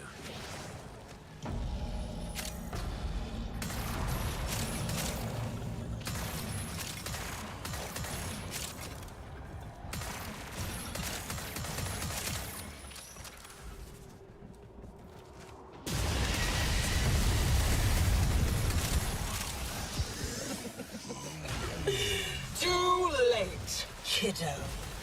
This is how the story goes now.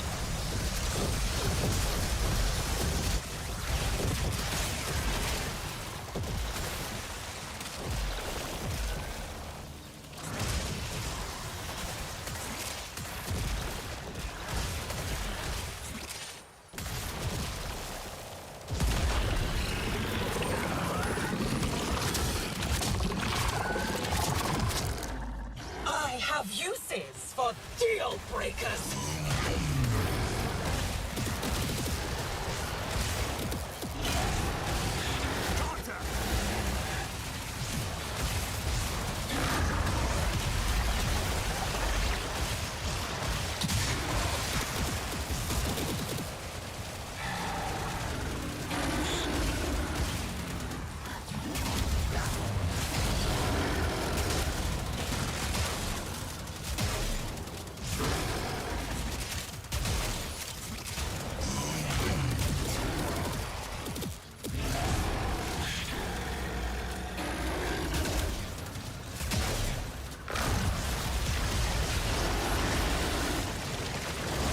You come, you go. How do you treat this ball like a freaking devil?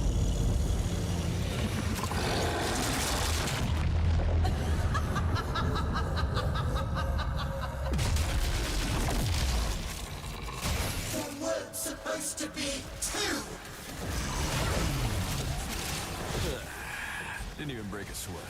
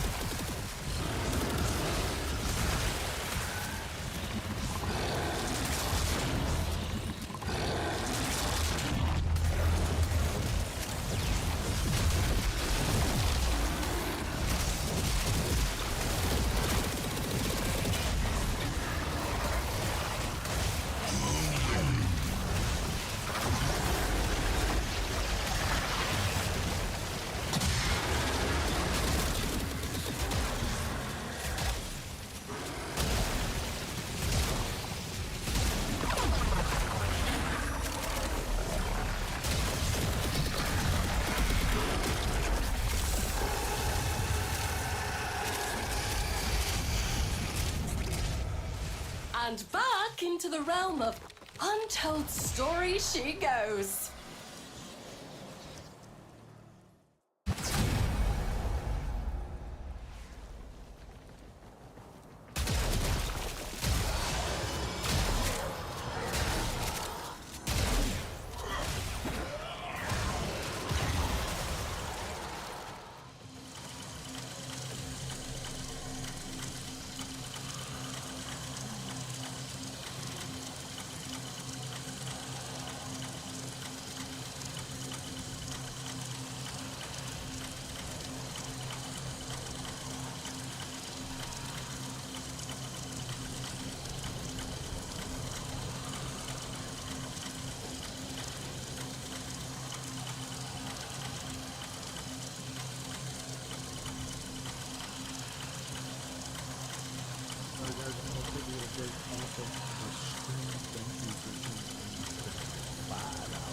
I might fire it up in the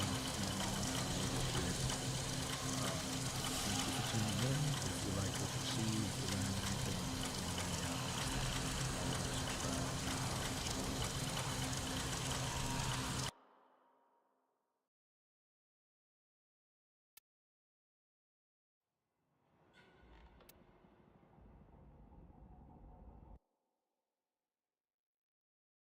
subscribe.